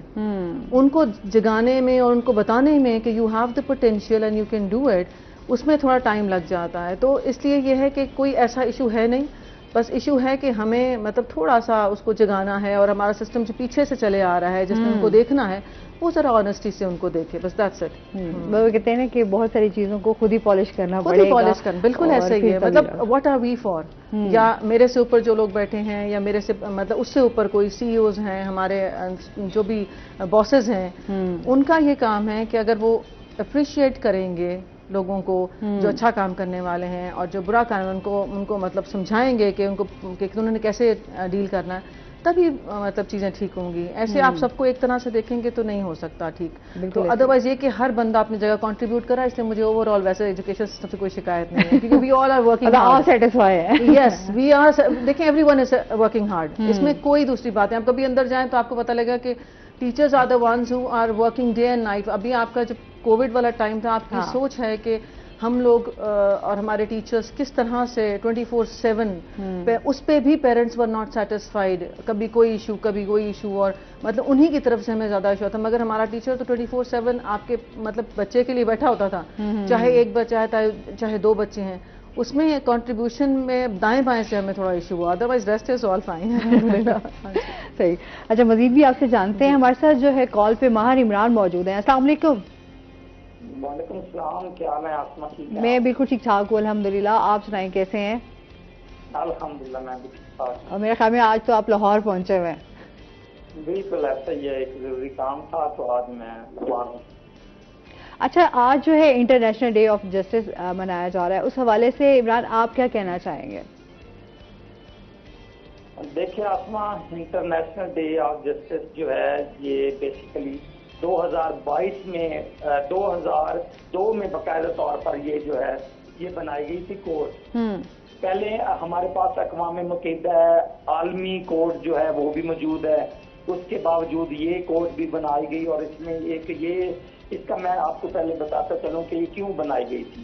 उस वक्त जरूरत ये पेश आई कि जो मुख्तलिफ ममालिक में नस्लकुशी हो रही है, जो जंग है जो जारी शुरू हो जाती है, तो इसको खत्म करने के हवाले से जो है ये तंजीम बनाई जाए. और उन तमाम ममालिक को दावत दी गई थी कि जो इस इंटरनेशनल इसे बोलते हैं इंटरनेशनल क्रिमिनल कोर्ट भी कहते हैं, ICC, तो जब बनाई गई तो कहा गया कि जो ममालिक इसमें शामिल होना चाहते हैं तो वो भी पासदारी करेंगे.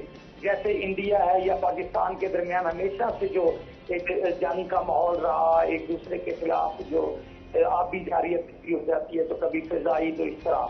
तो उन्होंने कहा जो ममालिक इस माहदे में शामिल होंगे उनके दरमियान फिर ये कोर्ट जो है, अब अगर कभी इनके दरमियान कोई जारियत होगी तो ये कोर्ट जो है वो करेगी, खात्मा करेगी ICC. और इस हवाले से 17 जुलाई को ये दिन मनाया जाता है.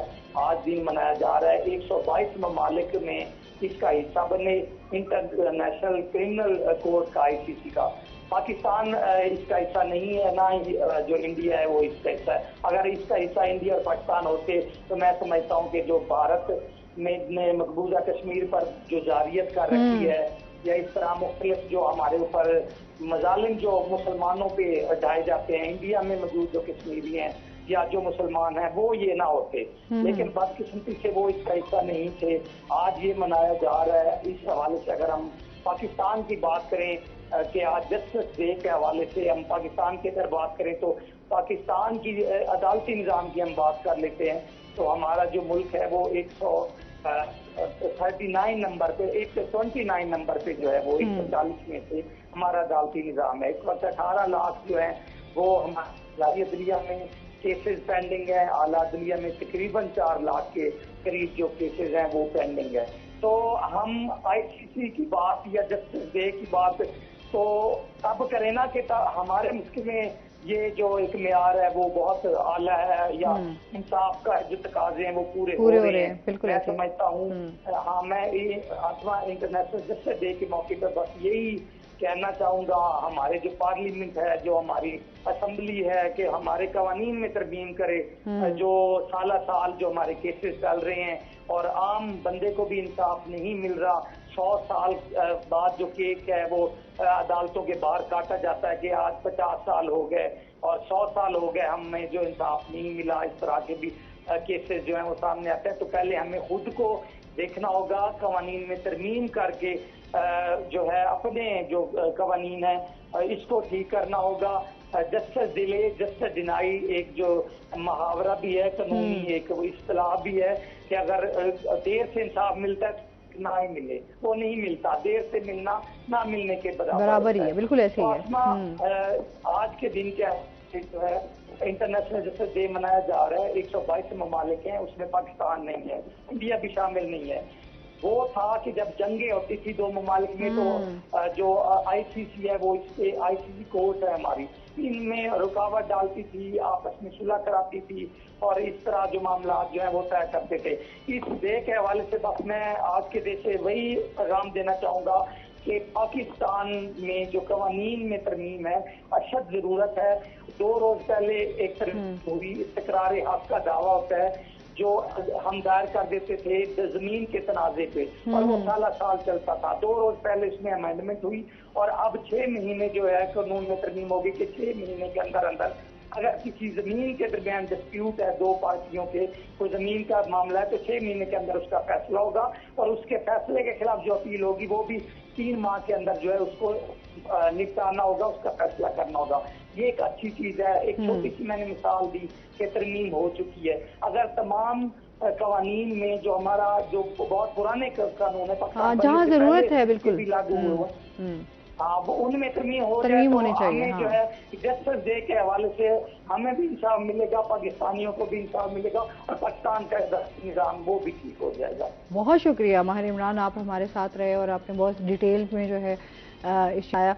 हमारे साथ इमरान भी मौजूद है, हम इमरान से भी जानेंगे आप क्या कहना चाहेंगे इस बारे में।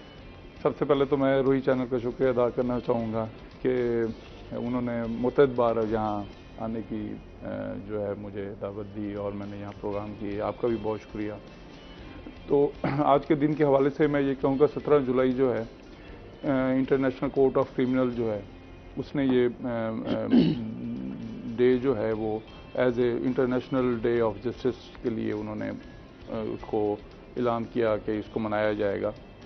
इसकी जो हिस्ट्री है वो 17 जुलाई 1998 में रोम में एक इजलास हुआ इंटरनेशनल कोर्ट ऑफ क्रिमिनल का, जिसमें उन्होंने एक स्टैचू में ये पास किया कि एक कोर्ट ऐसी बनाई जाएगी जिसमें ह्यूमन राइट्स या लोगों के बुनियादी जो राइट्स हैं उनको अब्यूज़ किया जाएगा तो उनको एड्रेस किया जाएगा।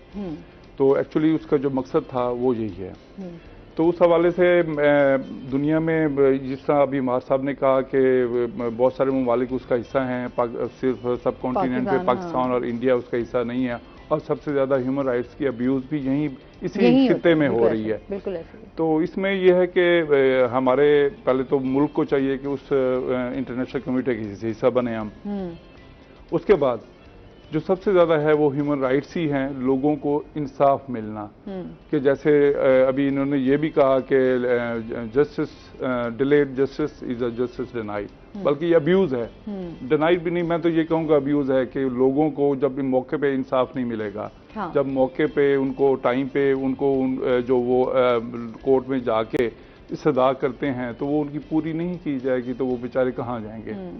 हमारे पास रह तो यही जस्टिस सिस्टम की है। हाँ। इंसाफ होगा तो इदारे भी मजबूत होंगे, चीजें भी जो हैं वो सही चलेंगी, आवाम को भी अदलिया पे कानून तो जो लागू करने वाले इदारे हैं, हमारे जो अवाम है वो तो बेचारी इंसाफ के हवाले से कभी भी आपको सेटिस्फाई नजर ही नहीं आएगी ना। एक्चुअली ये ना मैं आपको ये बताऊं कि हमारे इदारों को कभी मजबूत ही नहीं किया गया। हमने इस बात पे कोशिश ही नहीं की कि हम जो है अदलिया को मजबूत करें। हाँ। हम अपने जो मुल्क को जो चलाते हैं इदारे, इंटीरियर मिनिस्ट्री है, कोई भी इदारा जो मुल्क का पिलर है, अदलिया हो गई, ईवान हो गया, हमारा डेमोक्रेसी हो गई, इसी तरह बड़े बड़े इदारे जब तक अपनी डोमेन में रह के अपने उसमें रह के काम नहीं करेंगे और उनको एतमाद नहीं होगा एक दूसरे पे। एक जज है, उसने एक फैसला देना है, कोई ऐसा क्रिटिकल मतलब एक सेंसिटिव इशू है, तो बेचारा वो तो पहले ये सोचता है यार हो सकता है मैं अगर कोई ऐसा डिसीजन दे दूं बाद में मुझे हरास किया जाए, उसको अपनी भी सिक्योरिटी नहीं है। अच्छा, वो खुद इस लेवल माइंडेड रहता है। हाँ, वो बेचारा खुद कहता है कि मैं किस तरह करूं। जब एक इंसाफ फ्राहम करने वाला बंदा जो अदलिया की कुर्सी पे ईवान अदल में बैठा है वो सिक्योर नहीं है तो आवाम के लिए बेचारा वो क्या करेगा। तो उसके लिए हमें ये चाहिए, हम हमारे जो अवामी नुमाइंदे मुंतखब होके ईवान में जाते हैं, ईवान बाला में जाते हैं, तो ये चाहिए कि आपस में मिलके, ठीक है नजरियाती इख्तलाफ है, पोलिटिकल इख्तलाफ है, आपकी अपनी अपनी पार्टी के मंशूर हैं, वो ठीक है, लेकिन मुल्क की मफाद के लिए एक बड़े एक जाविये में लेके उसको अगर आप सोचें इकट्ठे बैठ के पहले इदारों को मजबूत कर ले, अवाम को इंसाफ दें, अवाम जो इस महंगाई के चक्की में पिस रही है उसको इंसाफ दें। अब हमारी ही कम्युनिटी को देख लें कि हमारी कम्युनिटी जो हम लोग आते हैं हमारे पास, ये जी हमें जो इंसाफ दिला दें कोर्ट से, ये हमारा इशू है, ये डिस्प्यूट है, तो हमारी कम्युनिटी ही महफूज नहीं है इस हवाले से। झूठे पर्चे दे दिए जाते हैं वकीलों पे, उनको पोलिटिकल विक्टिमाइज किया जाता है, तो उसमें उनको उठा लिया जाता है झूठे पर्चे दे के। जब स्टेट ही झूठे पर्चे कराने लग जाए, मतलब ठीक है इसमें किसी हद तक होगा, जिन्होंने ये सब किया, जिन्होंने ये पिछले दिनों को जो भी वाकया, हम उनको मजम्मत करते हैं, कंडम करते हैं कि हमारी अदलिया जो है, हमारे दिफाई इदारे जो हैं, हमारे हुकूमती इदारे जो हैं, जो मेन चीज़ें जो मेन रोल प्ले कर रही है उनको नुकसान पहुंचाना, उनकी तरफ एक दूसरे पे उंगलियां उठाना, ऐसा नहीं होना चाहिए। वो हमारे अपने ही इदारे हैं, हमारी अपनी ही चीजें हैं। अगर हम एक दूसरे को बुरा कहना शुरू कर देंगे तो फिर कौन आके हमें ठीक करेगा। तो उसके लिए हम सबको मिलकर एफर्ट करना पड़ेगा। उसमें हमारी कम्युनिटी भी बहुत रोल प्ले कर रही है, उसमें भी वकला ने हमेशा मुख्तलिफ तहरीकें चलाई हैं, जस्टिस के हवाले से अदलिया के साथ खड़े रहे हैं। कोई मेन मुल्क की लेवल पे कोई इशू हो गया, इंटरनेशनल लेवल पे कोई इशू हो गया, वकला भी साथ कदम कदम खड़े रहे हैं। तो हम सबको मिलकर सब करना पड़ेगा, तो ये तब जाके चीज़ें ठीक होंगी। तो इसलिए इंटरनेशनल कोर्ट ऑफ क्रिमिनल जो है जिसने ये बनाया, तो ह्यूमन इंसानों की इमदाद के लिए वो इंसानी जैसे नस्ल कुशी की जाती है मुस्लिम अदर देन मुस्लिम ममालिक, जैसे अभी स्वीडन में एक वाकया दिलखराश एक वाकया पेश आया कि एक उन्होंने इस तरह किया, उस हवाले से भी कंडेम किया जाना चाहिए। इंटरनेशनल कम्युनिटी को भी ये नहीं है कि सिर्फ मुस्लिम कंट्रीज उसको कंडेम करें, इंटरनेशनल कम्युनिटी को चाहिए, अक़वाम मुत्तहिदा को चाहिए कि ऐसी चीजें जो हो रही हैं वो नहीं होनी, एक दूसरे का एहतराम होना चाहिए, एक दूसरे के रिलीजन का भी एहतराम होना चाहिए, एक दूसरे के राइट्स का। तो इस हवाले से मैं तो यही कहूँगा हमें सबसे ज्यादा किरदार अदलिया को चाहिए, अदलिया को मजबूत होना चाहिए। ईवान बाला जो मुंतखब नुमाइंदे हैं वो जाके कोई ऐसे कानून बनाए कि वो ऐसे जो झूठे मुकदमात लोग कर देते हैं, उठते हैं, आया मुझ पे झूठा मुकदमा कर दिया, दूसरे पे कर दिया, किसी जमीन हथियाने के लिए कर दिया, जब तक उसके लिए आप कोई हैवी जुर्माना, कोई ऐसी सजा नहीं रखेंगे, लोग नहीं रोकेंगे। अच्छा, यहाँ तो हमारे खुद ही रास्ते बता रहे होते हैं ना, यार ऐसा कर लो, इस तरह कर लो तो ये इस तरह पर्चा हो जाएगा, इस तरह कर लोगे तो ये चीज। तो उसके लिए मैं यही ना कि उसके लिए जो लॉ है उसको अमेंडमेंट होना चाहिए आजकल के जदीद तकाजों के मुताबिक, लोगों की सोच के मुताबिक। कानून जो होते हैं ना वो अमेंडमेंट होती रहती है, क्योंकि हर 10 साल बाद 5 साल बाद एक नई चीज आ जाती है। आजकल जिस तरह टेक्नोलॉजी का दौर है, जिस तरह मीडिया ग्राहक बढ़ गए, क्राइम रेशो जो है वो हमारी दिन ब दिन बढ़ती जा रही है। हमारे यहाँ जो है कत्ल के वाकयात बढ़ रहे हैं, फिर हमारे साथ जो है चोरी डकैती के वाकयात बहुत बढ़ रहे हैं। जी हाँ, वो काफी हद तक इम्प्रूव हो गया सिस्टम। उसको उसकी जरा थोड़ी सी मजीद बेहतरी चाहिए आहिस्ता आहिस्ता। लेकिन यह है कि इसमें मैं जो समझता हूँ कि वो स्टेट का काम है। स्टेट ने ये सब कुछ करना है। स्टेट जो है जब वो आएगी और वो अपने लिए ही कानून साजी करेगी, आवाम के लिए नहीं करेगी। हम तो ये देखे तो अपने लिए कानून साजी करते हैं। हालात भुगत रहे हैं। अच्छा, एक कॉलर है हमारे साथ। अस्सलाम वालेकुम जी, कौन बात कर रहे हैं? मैं ये अनवर बात कर रहा हूँ कि अपने टीवी का वॉल्यूम काइंडली बंद कर दें। अभी बंद कर दिया है, मेहरबानी। ये मैं पूछना चाह रहा हूँ, हमारे मुल्क में इंसाफ मिलता नहीं है, लेकिन फिर भी हम इंटरनेशनल डे क्यों मनाएं? वैसे बात आपने ठीक ही है, लेकिन हम कहाँ मना रहे हैं? हम यही तो बात कर रहे हैं, हमारे पाकिस्तान में शामिल ही नहीं है तो हम कहाँ मना रहे हैं? लेकिन हम बात तो कर सकते हैं ना। लेकिन हम ये आप कैसे बता सकते हैं कि क्योंकि हमारे मुल्क में हर जहाँ रिश्वत जा रही है, हर टाइम रिश्वत चल रही है हर जगह पे। अच्छा, रिश्वत तो है, सब कुछ है, लेकिन बात तो हम जब तक बात नहीं करेंगे तब तक कैसे चीजें ठीक होंगी? हेलो इनको भी सबको अपने आप को इम्प्रूव भी तो करना चाहिए ना। मतलब आप रिश्वत लेने देने को कहते हैं, आपने कभी पॉइंट आउट किया कैसे हो रहा है? और अभी अगर किसी को ये प्रोविजन दे दी जाए कि तुम ये ले लो और ये काम कर दो, तो आप देखें कि ये डिनाई करते हैं कि नहीं करते। बिल्कुल ऐसे ही है। मतलब अच्छा, वही ना, मौका मिले। ऐसे ही है ना, मतलब जिसको मौका नहीं मिलता वो दूसरे पे बात कर रहा है। अपने आप को इम्प्रूव करना थोड़ी बहुत ही जो है ना, मतलब हमारे मुल्क में थोड़ी सी ज्यादा है, हम फील करते हैं कि बाकी है हर जगह है, हर मुल्क में है। लेकिन सिस्टम को ना ऐसा बनाया जाता है कि वो ये चीजें हो ही ना। जिस तरह मतलब है कि जिस तरह आजकल डेवलपमेंट हो गई, डिजिटलाइज हो गई है वर्ल्ड, पूरी की पूरी दुनिया, कि अब मैकेनिज्म ये सिस्टम ही ऐसे बना दें कि वो उस रिश्वत वाले मामले पे जाना ही नहीं चाहिए। हमारे यहाँ तो ये है कि आपके पास बहुत कोई स्ट्रॉन्ग तगड़ी किस्म की सिफारिश हो, बिल्कुल, या फिर आपके पास पैसा हो। तो वहाँ पे दो रास्ते बता दिए जाते हैं कि आपका काम ही तब होगा जब आपके पास कुछ होगा। अभी आजकल के बच्चों में भी ये बात, बल्कि आपने अभी जैसे ये बात एकदम से हाईलाइट की, तो मेरे दिमाग में मुझे कई बच्चों ने कहा, जब मैंने उनसे कहा कि आप बेटा यहाँ ये वाली फील्ड ऑप्ट कर सकते हो, ये वाली फील्ड ऑप्ट कर, मैम ये करके हम क्या करेंगे? अच्छा भी क्या करेंगे, क्या मतलब बेटा आपने अप्लाई करना है इधर? नहीं मैम आपको नहीं पता ना, सिफारिश होगी तो होगा ना काम। सिफारिश के बगैर तो हो नहीं सकता मैम, या फिर हम लोग ब्राइब करें किसी को। एंड आई वाज लाइक कि ऐसे कैसे होता है? मैंने कहा बेटा आपका काम नहीं है ये सोचना, आप अपनी एफर्ट करो and leave rest.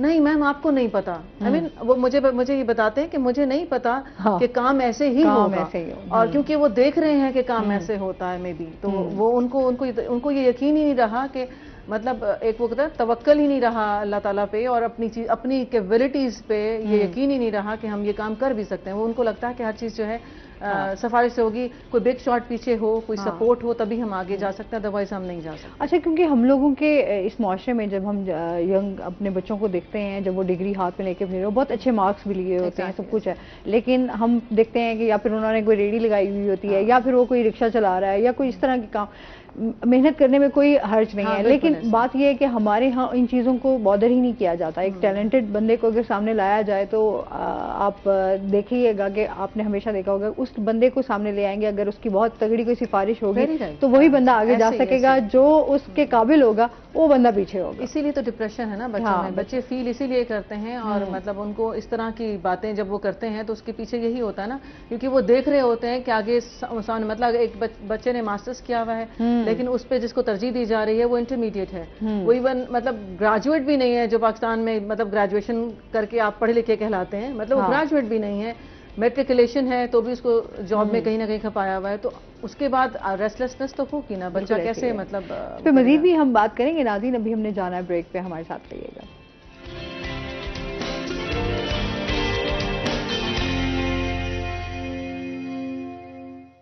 Welcome back नाजरीन, रोही 10 में आपको खुश आमदीद कहते हैं। अच्छा, अभी ब्रेक में भी हम बात कर रहे थे कि यहाँ पर टीचर्स की ट्रेनिंग जो है ना, उस हवाले से भी बात आपसे लाजमी करूँगी कि कितनी ज़रूरी है। क्योंकि हमारे यहाँ जिस तरह अब जदत आती जा रही है, जदीद टेक्नोलॉजी भी आ रही है, अगर हम एजुकेशन के हवाले से बात करें तो उसमें भी बहुत सारी चीज़ें हम हमारे, जैसा अभी कॉमर्स भी आ गया, स्किल्स पे भी अभी हम ब्रेक में बात कर रहे थे कि हमारे पढ़ाने पर, डिग्रियों पर तो जोर दिया जाता है लेकिन स्किल्स के ऊपर काम नहीं किया जाता। क्या कहेंगे इस बारे में? अच्छा, ट्रेनिंग की जहाँ तक आपने पहली बात की, ट्रेनिंग एसेंशियल है, लेकिन होता ये है कि हमारे यहाँ बच्चों को हमने लगा दिया हुआ है कि जी बीएड करो, एमएड करो, ये प्रोफेशनल डिग्री है आपकी। लेकिन कभी किसी ने इंटरनली उसको जाके देखा कि उसमें स्ट्रेंथ कितनी है, उस बीएड और एमएड की डिग्री में स्ट्रेंथ कितनी है और आप सिखा क्या रहे हैं बच्चे को। अच्छा, इतने सारे बच्चे हैं, बच्चियां हैं जो करते हैं, मेरे पास आते हैं जैसे इंटरव्यू के लिए, जी बीएड किया हुआ है, बेटा बीएड किया हुआ है, अच्छा बोल नहीं सक रहे, बता नहीं पा रहे, इवन अपना सब्जेक्ट नहीं बता पा रहे, चलें छोड़ दें उसको, आप टीचिंग स्ट्रैटेजी पे चले जाएं। आप उनसे कहें, क्योंकि बीएड में मैंने खुद जब किया, मैंने असल में भी 2 साल पहले किया, मुझे लगा कि गवर्नमेंट में इतना सारा ज़्यादा वो जैसे लोग कह रहे थे बीएड है, एमएड है, तो मैंने बीएड एमएड अभी 2-3 साल पहले किया, मतलब इट्स लाइक बहुत रीसेंट है। तो ज़ाहिर है मैंने उसको बहुत करीब से अब देखा और मेरी पीछे ज़ाहिर है अपनी ट्रेनिंग भी चल रही थी, तो मैं वो हैरान थी, मतलब एक खेप है आपके पास जो बीएड कर रही है, फिर एमएड कर रही है, बच्चियाँ बेचारी बोल नहीं, भाई क्यों कर रहे हो? ज़रूरी है गवर्नमेंट के लिए, ज़रूरी है, तो क्या पढ़ाना आता है? नहीं, पढ़ाना नहीं आता। एक्सटर्नल्स आए जी, डेमो हुआ तो मुझे उन्होंने मतलब 100 आउट ऑफ 100 दे दिए कि क्योंकि मैं तो ऑलरेडी पढ़ा रही थी और मैं पीछे प्राइवेट सेक्टर से आ रही थी, मेरी ट्रेनिंग और तरह की थी। अब यहाँ पर बीएड एमएड करा के बच्चों को बेचारों को ऐसे आप छोड़ देते हैं, बच्चे आते हैं इस कॉन्फिडेंस के साथ, मैं मास्टर्स किया हुआ है और मैं बीएड एमएड हूँ, फर्स्ट डिवीजन। बेटा क्लास में जाके कोई टीचिंग स्ट्रेटजी नहीं पता, कोई ट्रेनिंग नहीं है, कोई ग्रूमिंग नहीं है, मतलब जैसे उठ के आ रहे हैं। देखिए हर जगह का एक वो जो ना उसका एक टिपिकल सा एम्बियंस होता है कि आपका क्लास में आप एंटर हुए हैं, क्लास में आप एंटर हुए हैं किसी स्कूल में, किसी इंस्टीट्यूशन में, तो उसकी एक अपनी रिक्वायरमेंट है। हमारा प्रॉब्लम ये है कि हम वो रिक्वायरमेंट भी नहीं सिखाते अपने बच्चों को। तो अगर यहाँ से ये सिर्फ मिनिमम मैं आपको बता रही हूँ कि जो टीचिंग जो हम ट्रेनिंग करा रहे हैं सो कॉल्ड डिग्री के साथ, अदरवाइज वैसे इंटरनल जैसे हमारे पास आ गए हैं तो हम तो ऑन गोइंग है ना, डिग्री हम लोग ट्रेनिंग कराते ही रहते हैं। मतलब जो एरिया मैंने वीक देखा, हम लोगों ने उसके ऊपर फाइंड आउट किया कि अच्छा कौन बेहतर करा सकता है, टाइम मैनेजमेंट है, क्लास मैनेजमेंट है, उनकी टीचिंग स्किल्स हैं, टीचिंग स्ट्रैटेजीज हैं, उनका स्पोकन एक्सप्रेशन है, उनकी ओवरऑल ग्रूमिंग है, वो हम हर जैसे अभी समर ब्रेक है, हम स्कूल खुल रहा है 20 को, तो हम 10 को टीचर्स को बुला लेंगे, फिर हमारी ट्रेनिंग शुरू हो जाएगी। लेकिन बात यह है कि जो लॉट वहाँ से आती है, आप यकीन करें सिलेबस इतना अच्छा है बीएड एमएड का, उसमें सब कुछ है, वो जो हम अब बार बार रीइंफोर्स करते हैं, तो वो क्यों नहीं कराया जाता? जो पढ़ा रहे हैं वहाँ पर वो क्यों नहीं कराते उसको उस तरीके से कि हमारा बच्चा जो हमारे पास लॉट आ रहा है उसको कराना भी तो आना चाहिए ना। तो ट्रेनिंग का तो है ये हाल। अंदर जो प्राइवेट इंस्टीट्यूशंस में आप चले जाएं तो गवर्नमेंट का तो मुझे पता नहीं, क्योंकि वो ट्रेनिंग करवाते हैं उसके बाद फॉलोअप कोई नहीं। प्राइवेट में जैसे हम लोग जितने प्राइवेट स्कूल से एसोसिएटेड हैं, ट्रेनिंग्स होती हैं, फॉलोअप होता है, चेक एंड बैलेंस होता है, टीचर को ऑब्जर्व किया जाता है कि whether she is implementing what we have taught them, और या वहीं के वहीं खड़े हुए हैं, सही तो कितनी प्रोग्रेशन आई क्लास में, सारा कुछ तो ये हम सारा कुछ देख रहे होते हैं उनके। और जहाँ तक अपने स्किल्स की बात की, तो ये कभी अभी तक कहीं इनिशिएट ही नहीं हुई। अभी जैसे मैं अपने स्कूल में रिसेंटली मैंने स्टार्ट किया कि अच्छा आप जब ये समर कैंप है तो इसमें आप उनको बच्चों को मतलब कोई जैसे गार्डनिंग है वो सिखा दें, जैसे मतलब लोग लैंडलॉर्ड बैकग्राउंड से भी आए हुए हैं ना कि लैंडलॉर्ड हैं पेरेंट्स, और लेकिन उनको कुछ नहीं पता। हाँ, तो हमारे माली जाके सबके साथ मिलके उनको थोड़ा सा लाइफ स्किल प्रोग्राम्स शुरू किए हमने। इसी तरह बड़े अरसे के बाद मैंने किसी को अप्रोच किया, तो अब हम लोग जैसे वो गर्ल्स गाइड है तो उसके लिए उनको कैंपिंग और ये मतलब ऐसी चीज़ें जो उनके काम आए। इवन हमारे बच्चों को तो मैं हैरान होती हूँ, बच्चियाँ हमारी अपनी हैं बच्चियाँ, मतलब बटन टाँकना है, स्टिच करना है, ये नहीं है कि आपने जाके आगे काम करना है, बट ये छोटी चीजें हैं ना, ये आनी चाहिए। मतलब ओवरऑल ग्रूमिंग है, आपने हाउ टू कैरी योरसेल्फ। आप जैसे इंटरव्यू के लिए वॉक इन करते हैं, मैं तो अपने बच्चों को ये भी बताती हूँ कि मतलब जब आप कहीं जाते हैं तो पहला इंप्रेशन ये है कि जब आप वहां से दरवाजे से अंदर दाखिल होते हैं तो जो इधर बैठा होता है क्रॉस द टेबल, वो बंदा आपको वहां जज कर लेता है। बोलते तो आप बाद में है ना, बिल्कुल ऐसे तो वहां पता चलता है, और फिर डिग्री भी बाद में आती है। The moment you start speaking और उसकी बातों का जवाब देने लगे तो उसको पता चल जाए, आपको रेट कर लेता है वहीं पर। तो हम अपने बच्चों को कहाँ बताते हैं ये? हमारे बच्चे मतलब मैं आपको खुद बताऊं, इंटरव्यूज में आएंगे बड़े बड़े बैग्स बेचारियाँ उठा के अपनी गोदी में रख के बैठ के इंटरव्यू बेचारी दे रहे हैं। हाँ। और मैं जब अपने इंस्टीट्यूशन में होती हूँ तो मैं उनको पहले बताती हूँ कि हमारा पूरा एक सिस्टम होता है अंदर, हमारे पास जो हमारी कमेटी होती है, रिक्रूटमेंट कमेटी। मैं मतलब ये नहीं कि मतलब कि मैं बहुत एक्स्ट्राऑर्डिनरी का, मतलब मुझे मेरा दिल करता है कि इन बच्चों को ये छोटी छोटी बातें पता हो। तो मैं बच्चियों के पास जाकर उन्हें कहती हूँ कि बेटा ये बस्ता उठा के अंदर लेके नहीं जाना, you have to set like this, और इस तरह से प्रेजेंट करना अपने आप को। ऐसे ही जस्ट फॉर द सेक कि चलें अगर जा रही हैं, सब्जेक्ट स्ट्रेंथ है तो इस जगह से मारना खा लें। हाँ। तो अच्छा, वही ना, सेल्फ ग्रूमिंग पे आज तक हमारा जो है उस नहीं करते हम नहीं लोग करते, काम नहीं करते, और करना चाहिए, बहुत जरूरी है। प्रोफेशनली आपको कैसे डील करना है लोगों के साथ, बहुत इंपॉर्टेंट है। क्योंकि देखें अब तो हम दोनों जॉब करेंगे, मेल फीमेल, तो चीजें चलेंगी। आप देखें कहाँ एक्सपेंसेस आपके किधर जा रहे हैं। तो इट्स वेरी इंपॉर्टेंट कि हम बच्चियों को भी उस तरह से ट्रेन करें कि दे शुड नो कि उन्होंने किस तरह से लोगों को डील करना है। और इवन आपके लड़के भी ऐसे ही है कि लड़कों को भी नहीं पता कि मतलब उनकी ग्रूमिंग भी बहुत ज्यादा लाइक करती है उनको, और फिर उनको स्किल्स सिखाना कि कैसे करना है छोटे छोटे काम, अपने बेड को मैनेज करने से लेकर अगर ये छोटी चीजों से आप स्टार्ट करेंगे तो कोई बड़ा काम करेंगे ना। बिल्कुल, हम वही नहीं करते। तो बस वहाँ मुझे थोड़ा सा इस बात है, बस ट्रेनिंग पे ये मुझे एक बहुत प्रॉब्लम है कि आप इतनी डिग्री तो पकड़ा देते हैं B.Ed M.Ed की, लेकिन उसमें इतना अच्छा मटेरियल है, वो हमारा बच्चा करता क्यों नहीं है? बिल्कुल, प्रोफेशनली अगर आप क्यों नहीं करता, वो एग्जीक्यूट करना जरूरी है ना। जब वो मेरे पास इस कॉन्फिडेंस से आता है कि मैंने M.Ed किया हुआ है, तो मैं ये एक्सपेक्ट करती हूँ कि वो क्लास में जाएगा तो वो कुछ ऐसा मतलब कुछ तो ऐसा करेगा ना।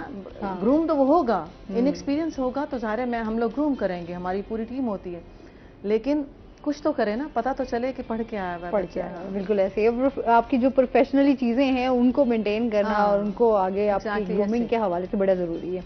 अच्छा, इसके साथ साथ जो है इमरान साहब आपसे भी जानूंगी कि हम क्या समझते हैं, जो हमारे अब आइन की बात कर लें तो आइन के हवाले से तो कभी उस टाइम इम्प्लीमेंट नहीं हुआ, कवानीन है हमारे वो भी बना दिए गए, कानून भी है, लेकिन इंसाफ नहीं है। आप क्या समझते हैं इंसाफ की किस तरह बेहतरी लाई जा सकती है? यहाँ पर हमारे जजेस के हवाले से भी बात करें तो यहाँ पर बहुत मसाइल हैं कि जजेस की तादाद जो है वो बहुत कम है। जिस तरह हम केसेस की बात कर रहे थे कि बहुत ज़्यादा केसेस जो हैं वो हमारे इसी तरह पेंडिंग पड़े हुए हैं, कभी इंसाफ के हवाले से जो है वो टाइम पे उनको नहीं दिया गया, फैसला नहीं सुनाया गया। क्या कहेंगे इस बारे में? तो इसमें सबसे पहले तो काफ़ी अर्सा हो गया, इसमें काफ़ी अमेंडमेंट्स हो चुकी हैं। सुप्रीम कोर्ट ने भी इसमें फर्दर बहुत सारे अच्छे स्टेप्स उठाए हैं। तो अभी रिसेंटली एक अमेंडमेंट आई है, जैसे अभी मार इमरान साहब ने फ़ोन पे बताया कि वो उन्होंने इस दावा सूट फॉर डिक्लेरेशन का भी एक टाइम, स्पेसिफिक टाइम मुकर्रर कर दिया है, उसकी अपील का टाइम भी एक स्पेसिफिक मुकर्रर कर दिया है। अमेंडमेंट्स तो हो रही हैं ऐसा ऐसा, है ना। बाकी जहाँ तक जजेस की तादाद है, लोड ऑफ वर्क बहुत ज़्यादा है। एक सिविल जज के पास मतलब एक बंदा है, उसने क्रिमिनल वर्क भी देखना है, सिविल वर्क भी देखना है, तो उसके पास रोज़ ही जो कॉज लिस्ट होती है मेरे ख्याल मोर देन 100 होती है। और जिसमें उसने मुख्तलिफ उस पर जो होती हैं, कोई केस आर्गूमेंट्स पे है, कोई तलबी पे है, कोई नोटिस हुआ है, जिसमें कोई फ्रेश केस जो दायर हुए हैं वो उसमें फ्रेश एप्लीकेशन है स्टे की, उस पर भी उसने समाअत करना है। एक बंदे के पास दिल्ली के 100 केस भी लगे हुए हैं और 10-15 की रोज़ की जो नई फ्रेश जो डायरी है वो भी उसके पास आ रही है। तो लोड ऑफ वर्क डेफिनेटली ज़्यादा है, जजेस की तादाद बढ़ाने की बहुत ज़्यादा ज़रूरत है, बहुत ज़्यादा ज़रूरत है। तो उसमें स्टेट को चाहिए कि वो जो ministry of law and justice है फंड्स एलोकेट करे, अदलिया को दे, ताकि वो अपने नंबर ऑफ जजेस को बढ़ाएं। उसके लिए बजट चाहिए, फाइनेंस चाहिए। तो डेफिनेटली वो ये सारी चीज़ें ना, ये सारी मिल के होंगी। ये अकेली हम कहें कि ये अदलिया ही इसको सारा कुछ करे, वो नहीं कर सकती। वो कुछ हद तक उसकी अपनी लिमिट्स हैं, कुछ हद तक तो वो करेगी, वो करती भी है। वो जजेस की ट्रेनिंग भी कर रहे हैं, नए जज जो है वेल ग्रूम्ड आ रहे हैं, अच्छे आ रहे हैं। उनके लिए वो जो है वो काफ़ी सारे फैसिलिटीज़ भी उन्होंने उनको दी हैं, उनकी पे में भी इजाफा किया है। तो बहुत सारी फैसिलिटीज़ दी गई हैं। इवन रिसेंटली अभी सुप्रीम कोर्ट के और हाई कोर्ट के जजेस की जो पे है उसमें भी इजाफा किया गया है। तो इस हवाले से उनकी अब उनका फर्ज बनता है कि वो कोर्ट पे जो है वो जो मसाइल लोगों के हैं वो सुने। हमारे ये जो अपने जो हुकूमती मसाइल हैं वो इतने, आप बेहतर समझती, इतने चल रहे हैं, कोर्ट के पास टाइम ही नहीं है लोगों के मसाइल सुनने का। तो पॉलिटिकल पार्टीज आपस में मतलब इतनी लिटिगेशन, इतनी एक दूसरे के खिलाफ वो कर रहे हैं, तो उस हवाले से ये सब कुछ जो है ज्वाइंटली ही होगा, बैठ के किया जाएगा। तो मैं ये समझता हूँ कि अमेंडमेंट्स नहीं आनी चाहिए। आजकल के ज़माने को देखते हुए जिस तरह नंबर ऑफ केसेस बहुत ज़्यादा बढ़ते जा रहे हैं, उस हवाले से जजेस की तादाद भी बढ़नी चाहिए, और फर्दर जो हमारी CPC है और CRPC है उसमें फर्दर आजकल के दौर के मुताबिक लोगों की जहनीत को मद्देनजर रखते हुए उनमें अमेंडमेंट्स की जानी चाहिए। हमारी अमेंडमेंट्स जो है वो पार्लियामेंट ने करनी है। हमारे MNAs जो सिलेक्ट होके जाते हैं, बन के जाते हैं, MPs हो गए, तो उनका काम ये नहीं है कि वो तरक्याती काम करते फिर, उनका काम है लेजिस्लेशन करना, कानून बनाना। कानून के बिल्कुल, तो कानून वो अपने लिए तो जरूर बना लेते हैं, मैं ये तो समझता हूँ आवाम के लिए भी बनाए। मेरी तो ये रिक्वेस्ट है, उनको चाहिए उसके बाद जब कानून बन जाएगा अदलिया उस पर काम शुरू कर देगी।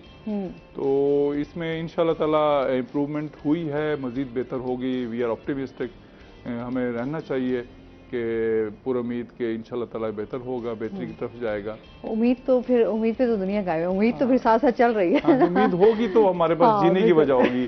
जब हम उम्मीद ही छोड़ देंगे तो फिर मायूसी होगी। बिल्कुल ऐसे ही। और इस पर मजीद भी हम इनसे जानेंगे। नाज़रीन, अभी हमने जाना है ब्रेक पे, हमारे साथ रहिएगा।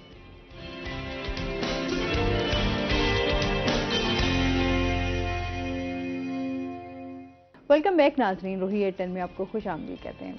अच्छा इमरान साहब, ये बताएंगे जिस तरह हम अगर साइलिन की बात करें तो इस टाइम साइलिन के भी बहुत सारे मसाइल हैं, क्या कहेंगे इस बारे में, उन पे तवज्जो देने की कितनी ज़रूरत है? इसमें हमारा जो सोशल सिस्टम है ना, सोशल सेटअप है, उसमें मैं ये समझता हूँ कि इंसानी हकूक़ की बहुत ज़्यादा खिलाफ वर्जी होती है। जो ज़्यादा ताकतवर है वो कमज़ोर को ना दबाने के लिए उसकी ज़मीन हथियार लेता है। डिफरेंट वे से आजकल लोग मतलब फ्रॉड कर लेते हैं लोगों से, सादलू लोगों से। तो बेचारे के पास फिर वो कोई रेमेडी नहीं रहती, वो बेचारा कोर्ट आता है, वकील के पास आता है, भाई ये इशू है, वकील जो है उसका केस दायर कर देता है। तो सबसे बड़ा जो मसला उस बेचारे को फेस आ रहा है कि वो कोर्ट में जब जाता है, लिटिगेशन सिस्टम इतना प्रोलॉन्ग हो गया है कि वो जब जाता है फिर वो पहले उसके नोटिस होते हैं, वो बंदा फिर आता है, फिर वो इंसाफ उसको प्रॉपर मिलता है नहीं मिलता, फिर उसको थ्रेट किया जाता है। तो इस हवाले से ह्यूमन राइट्स की कमेटियां हैं वो भी काम कर रही हैं। तो वकला भी इस हवाले से काफ़ी लोगों के मसाइल को देख रहे हैं। तो उसमें इंशाल्लाह ताला जो है लोग बेचारे इस उम्मीद से आते हैं कि हम जाएंगे तो हमारा मसला हल हो जाएगा। बहुत सारों के मसले हल भी हो जाते हैं, कुछ के नहीं भी होते, कुछ के दरमियान में रह भी जाते हैं। बस ये है कि कम्युनिटी को ही बेहतर होना पड़ेगा। और दूसरा जो फॉल्स लिटिगेशन है, झूठे मुकदमात है, उसको कंडेम किया जाना चाहिए। मैं कहता हूँ सबसे ज़्यादा हमारी जो कानून साजी की ज़रूरत है ना, वो इन झूठे मुकदमात पे होनी चाहिए। कि जो बंदा झूठी FIR कराता है, उठता है, आता है, एक झूठा वकूआ बनाता है और आके वो थाने में पुलिस वालों से मिलके साज़बाज़ करके एक बेचारे इनोसेंट बंदे पे पुलिस पर इस इदारे को भी बड़ा स्ट्रांग होना पड़ेगा, क्योंकि अगर हम यहाँ पर भी बड़े हम देखते हैं कि मसाइल हैं, चीज़ें हैं, बहुत सारे मसाइल हैं उसमें। तो ये देखेंगे एक जो SHO है बेचारा, वो 24 आवर्स बेचारा ऑन ड्यूटी है। मतलब कोई ऐसा सिस्टम नहीं है जिससे वो उसको मेंटली रेस्ट मिल सके। मेंटली रेस्ट होगा तो एफिकेसी ऑफ वर्क उसकी अच्छी होगी, ठीक है ना। वो 24 घंटे हर वक्त ऑन कॉल है, उसको पता है कि मैं रात को सो रहा हूँ, रात को 2 बजे भी मुझे कॉल आ सकती है, कोई ना कोई वकूआ होएगा तो मुझे वहाँ मौके पे जाना पड़ेगा। तो यहाँ इस पुलिस सिस्टम को भी अपग्रेड करना चाहिए कि थाने जो हैं वो ऐसे जदीद होने चाहिए, शिफ्टिंग होनी चाहिए, मतलब एक शिफ्ट सिस्टम होना चाहिए। एक SHO है वो उसने अगर 8 घंटे या 6 घंटे काम किया तो उसके बाद 6 घंटे दूसरा जो है वो SHO काम करे। इसी तरह अमले की तादाद बढ़ानी चाहिए। तो वो ये बेचारा जो पुलिस अफसर है, पुलिस ड्यूटी दे रहा है, वो सारे दिन ड्यूटी कर करके वो मेंटली इतना स्ट्रेस में होता है कि इवन उसका इखलाक भी वो बेचारा जो कोई साइल आता है तो बेचारे को वो यूज्ड हो जाता है। उसको ये नहीं पता होता कि मैं जो बोल रहा हूँ कि वो मैं किस अंदाज में बोल रहा हूँ, वो इतना सारा दिन वो उस प्रेशर में उसको बर्दाश्त कर करके वो थोड़ा सा ना मतलब है कि उसकी पर्सनैलिटी में फ्लाज आ जाते हैं बहुत सारे। तो इसमें यही है कि मुल्क जब तरक्की करेगा, वो कहते हैं जी जब कोई चीज़ें जब बेहतरी की तरफ जाती हैं तो वो उस वक्त जाती हैं जब आपकी फाइनेंस अच्छी हो जाए, जब आप के पास ऐसी चीज़ें आनी चाहिए कि इंपोर्ट एक्सपोर्ट आपकी हमारे मुल्क की बेहतर हो जाए, मुल्क में एक मुस्तहकम हो जाए फाइनेंशियली, तो उसके बाद चीज़ें खुद ब खुद ठीक होना शुरू हो जाती है। तो उसमें हमें बड़े पैमाने पे इसको सोचना चाहिए। हम बातें तो बहुत करते हैं जी, ये पुलिस सिस्टम ख़राब है, ये सिस्टम ख़राब है, उस पर यह है कि अमल दरामद जो है वो हमारे इदारे सारे मिलके करेंगे, हमारे पॉलिटिशियंस करेंगे, अवाम बेचारी वो तो रोती रहेगी, वो कहती रहेगी, मिन्नतें करती रहेगी, एहतजाज करती रहेगी। अब ये देखिए एहतजाज भी पाबंदी लगा दी गई है जी बिल्कुल, अब आप एहतजाज भी नहीं कर सकते। लिबर्टी ऑफ स्पीच जो है वो अब बिल्कुल ना होने के बराबर है। अब बंदा जब सोच समझ के बोलता है भाई बोलना है या नहीं बोलना, तो इस हवाले से ये चीजें दुरुस्त होने वाली हैं। जब इतना काम इस चीज पे हो रहा है हमारा आइन, हमारा आइन तो है, हमने आइन तो बना दिया है पाकिस्तान के लिए 1973 का, लेकिन वो आइन अमल दरामद होता नजर नहीं आता। वो इवन वकला कम्युनिटी में भी नजर नहीं आता, डॉक्टर्स में भी नजर नहीं आता, उस्तादा भी नजर नहीं आता, कहीं भी आम आवाम में भी नजर नहीं आता वो। तो वो हमें नहीं समझ आता कि हम जो है कैसे अब इस मुल्क में इस सोसाइटी में मूव कर रहे हैं। एक अनसर्टेनिटी, एक बेतमादी सी कैफियत है, तो उसको जो है ना वो बेहतर किया जाना बहुत जरूरी है। बिल्कुल ऐसे ही है। अच्छा, इसके साथ साथ आपसे भी जानना चाहूँगी, जैसे हम अब भी देखते हैं कि टीचर्स और स्टूडेंट्स में भी कम्युनिकेशन गैप आता जा रहा है, शायद पेरेंट्स में भी आता है। जैसे पहले होता था ना, पेरेंट्स का टीचर्स के साथ कनेक्ट रहना जो है वो हमेशा रहता था, लेकिन अभी बहुत कम हो गया है। आप क्या समझते हैं कि इन चीज़ों को किस तरह बेहतर किया जा सकता है? कैरियर काउंसलिंग कितनी ज़रूरी है? अच्छा, मुझे नहीं पता ये आपने कैसे ये क्वेश्चन मुझे क्योंकि ये जो है ना, मतलब करियर काउंसलिंग तकरीबन हर स्कूल में हो रही है, हर बड़े सिस्टम में। बाकी स्कूलों का मुझे जो छोटे तो ज़ाहिर है जैसे वो और तरह का सिस्टम है उनका, लेकिन जितना भी बड़ा इंस्टीट्यूशन है, और अभी तो मतलब जो सिंगल नेशनल करिकुलम जो हमारा आया हुआ है उसके साथ भी जो उन्होंने एक्टिविटी बेस्ड लर्निंग है वो सारा कुछ कर दिया। उसमें भी कहीं मैंने देखा प्रोविजन ऐसी है कि जहां हम बच्चों को ऊपर आप उनको गाइड करते हैं कि उन्होंने क्या करना है, उनका जैसा पोटेंशियल हो उस तरीके से। जो टीचर, पेरेंट और बच्चे का लिएज़ॉन है वो मुझे लगता है कि हमेशा से है और रहता है। ये क्वेश्चन मुझे समझ नहीं आया कि किस क्योंकि जैसे पहले टीचर्स के साथ ना, टीचर्स क्योंकि हम देखते हैं कि बच्चों की तरबियत के हवाले से मैं इस तरह बात कर रही थी कि पहले कम्युनिकेशन बहुत ज़्यादा होती थी बच्चे टीचर्स के साथ, आप खुल के टीचर्स के साथ बात कर सकते थे, स्टूडेंट कर सकता था, टीचर भी कर सकते थे। लेकिन अभी हम देखते हैं कि सिर्फ अभी तो टीचर आते हैं, पढ़ाते हैं, लेक्चर दिया एंड नहीं आसमा, अभी तो बल्कि ज़्यादा हो गया है। बच्चा लिबर्टी लेता है, क्योंकि अभी तो वो जो एक डर था बच्चे को मार वाला किसी टाइम पे जब चला करता था, तो वो भी खत्म हो गया। अभी तो teacher is not allowed to reprimand, हम बच्चे को पनिश नहीं कर सकते और करना भी नहीं चाहिए। मतलब मैं भी आई टोटली एग्री कि नहीं करना चाहिए। टीचर का आई कांटेक्ट इतना अच्छा हो बच्चे के साथ कि वो संभल जाए। तो मुझे लगता है कि अभी बल्कि बच्चे ज़्यादा फ्रेंडली हो गए हैं। मेरी मतलब जो असेसमेंट में है, जो अभी दाएं बाएं देख रही हूँ, बच्चा ज़्यादा फ्रेंडली है। इसलिए कहीं वो जो एक लाइन है फ्रेंडली और फर्म होने की, वो कहीं टीचर से और उससे मिस हो रही है। मुझे भी ये फीलिंग आती है। तो बच्चा ज़्यादा लिबर्टी लेके टीचर के इतने करीब हो जाता है कि टीचर उसको फिर बता नहीं पाता कि उसने कहाँ रुकना है, तो वो टीचर तंग होता है। जहाँ तक पेरेंट्स की बात है, तो कम्युनिकेशन गैप एक टाइम में कोविड के टाइम पे तो आया जब सभी इवेंट्स मना थे। नहीं तो अदरवाइज देखो पीटीएम्स इतनी होती हैं, पेरेंट टीचर मीटिंग होती है, पेरेंट टीचर कॉन्फ्रेंस होती है, ओपन डेज होते हैं, इतने इवेंट्स, इन सब पे पेरेंट्स आते हैं। और हम जैसे बच्चे जो हमारा एवरेज बच्चा होता है या स्ट्रगलिंग लर्नर होता है हमारा, हम उसके भी पेरेंट को ऑन बोर्ड रखने की कोशिश करते हैं। मसला ये है कि मुझे लगता है कि हमारे पेरेंट्स के पास अभी टाइम नहीं रहा हमसे कम्युनिकेट करने का। मतलब अगर कोई इश्यू हो गया है तो वो लड़ने तो आएंगे मगर उसको सॉर्ट आउट करने नहीं आएंगे। तो और टीचर को मतलब वो ब्लेम गेम थोड़ी शुरू हो गई है। टीचर कहने लग गया है कि जी शायद पेरेंट घर पे नहीं देख रहा, और पेरेंट कहता है कि जी टीचर आपके पास 7 घंटे बच्चा है तो आपने इसको ट्रेन करना है। जबकि चलेगा दोनों तरफ से। जब तक ये ट्रियो कंप्लीट नहीं होगा तो हम इसको मतलब आप कभी नोट करें कि जो बच्चा ज़्यादा प्रोग्रेस कर रहा होता है उसमें दोनों तरफ से कंट्रीब्यूशन होता है, बच्चे का अपना भी, पेरेंट का भी और टीचर का भी। और वो जो मतलब कम्युनिकेशन है वो मुझे लगता है ज़्यादा हो गई है और वो गैप जो है मतलब वो उस तरह से जो फर्म और फ्रेंडली वाला, हम कहते हैं जी फ्रेंडली बच्चे के साथ रहें ताकि बच्चा आपको हर बात बता सके। अब वो फर्म एंड फ्रेंडली था, इस तरह नहीं था कि फ्रेंडली कि वो बच्चा आपकी गोद में आके बैठ जाए और आप उसको फिर कुछ कह ही ना सके। बिल्कुल भाई, मैं वही चीज कह रही थी कि अभी बहुत सारी ऐसी चीजें हैं ना कि आप लोग टीचर्स भी कहीं ना कहीं हिचकिचाते हैं। जिस तरह अभी आपने कहा कि एक डर एक था होता था ना, आपका टीचर जो है वो आपको कुछ भी कह सकता है। मतलब हम देखिए बच्चे हम जब भी पढ़ते आप अभी तो इतना थ्रेटनिंग और इंटिमिडेटिंग हो गया है टीचर का पढ़ाना। आपके पास ऐसे बच्चे भी, हमारे पास ऐसे, हमारा टीचर जो है इस वक्त आप देखें मुझे लगता है कि वो ज्यादा परेशान होता है क्योंकि आपको नहीं पता। अब जैसे बड़ा लॉट आया, सीनियर लॉट जैसे आप समझें, बॉयज हैं गर्ल्स हैं, हम चेक भी बहुत करते हैं, मोबाइल्स नहीं है, सारा कुछ हो, सेल फोन्स ना हो किसी के पास, लेकिन क्या होता है कई दफा मिस हो जाता है। तो अब क्या करेंगे बच्चे, वीडियोस टीचर की क्लास में कुछ हिलारियस सा कुछ करके, कोई मीम बना के, मतलब आप देखें कि रिस्पेक्ट का एलिमेंट जो है, अब ये रिस्पेक्ट एक तो मैंने खुद भी करानी है लेकिन पेरेंट भी बताएगा। जब पेरेंट मुझे, मतलब मैं घर पे जाके अपने बच्चे से कि ऐसी तैसी उसकी, मतलब टीचर ने ऐसे कैसे कह दिया तुम्हें, मतलब she shouldn't be doing this, तो बच्चा मेरी रिस्पेक्ट क्यों करेगा या बच्चा उस टीचर की रिस्पेक्ट क्यों करेगा। तो हमें मतलब दोनों एंड्स पे ये देखने की जरूरत है कि हम, क्योंकि देखिए हमने बच्चे को ग्रूम करना है, अब उसको लगता ये है कि ये चूंकि हम फीस देते हैं तो वो हम कुछ भी कर सकते हैं। अच्छा, और हम इस तरह से कंप्लेन, ये तो है, ये थोड़ा सा हमारा मसला है कि हम पेरेंट्स भी जो है ना इनको भी दोनों तरफ चले।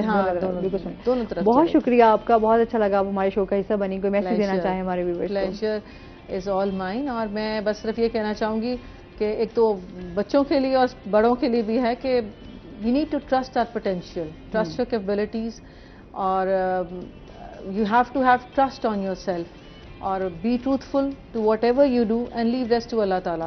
रास्ते अल्लाह ताला खुद बना देते हैं, लेकिन ये सारी बातें आपको अपने ऊपर यकीन हो और आप हमेशा ऑनेस्टी के साथ, डेडिकेशन के साथ अपना काम करें जो आपको दिया हुआ है, जो भी डेलीगेट किया है अल्लाह ताला ने और आगे फ्यूचर में भी देगा, तो उसको ठीक करेंगे तो फिर डेफिनेटली। बहुत शुक्रिया। आप क्या कहना चाहेंगे? मैं अपनी कम्युनिटी के हवाले से बात करना चाहूँगा कि हमारी कम्युनिटी पे बहुत सारे मसाइल का शिकार हैं। वकला पे झूठे मुकदमा बनाए जा रहे हैं, उनको पॉलिटिकल विक्टिमाइज किया जा रहा है, उनको जेलों में डाला जा रहा है। इवन मतलब है कि वकला पे जो है जानलेवा हमले भी हो रहे हैं। उस हवाले से वकला प्रोटेक्शन एक्ट भी बना है, तो उसको प्रॉपर इम्प्लाई होना चाहिए, उसको प्रॉपर, वो मैं कहता हूँ कि लीगली उसको फोर्स में लेके आना चाहिए। तो हम जो लोगों को इंसाफ देने में मदद करते हैं, अगर हम भी सिक्योर नहीं होंगे तो हम कैसे इत्मीनान के साथ लोगों को, अवाम को जो है कोर्ट से, अदलिया से इंसाफ दिला सकेंगे। उस हवाले से मैं ये कहूँगा कि हमें अपने इदारों का भी एहतराम करना चाहिए, अदलिया का भी एहतराम करना चाहिए, हमारे दफाई इदारे हैं उनका भी एहतराम करना चाहिए, हमारे ऐवान अबाला है जो पार्लियामेंट है, हमें उसका भी एहतराम करना चाहिए। तो हम सबको मिल के अपने मुल्क के लिए काम करना चाहिए, और ज़्यादा से ज़्यादा, सबसे ज़्यादा हमारे जुडिशल सिस्टम जो है, जस्टिस को वो बेहतर करना चाहिए कि लोगों को, आम पब्लिक तक, आम बंदे तक इंसाफ की फराहमी हो। बहुत शुक्रिया आप दोनों गेस्ट का। और इसके साथ ही नाज़रीन, आज का शो यहीं पर खत्म हुआ। अपना बहुत सारा ख्याल रखिएगा, दुआओं में याद रखिएगा। इंशाल्लाह ज़िंदगी ने साथ दिया तो सुबह आपसे फिर मुलाकात होगी। अल्लाह हाफ़िज़।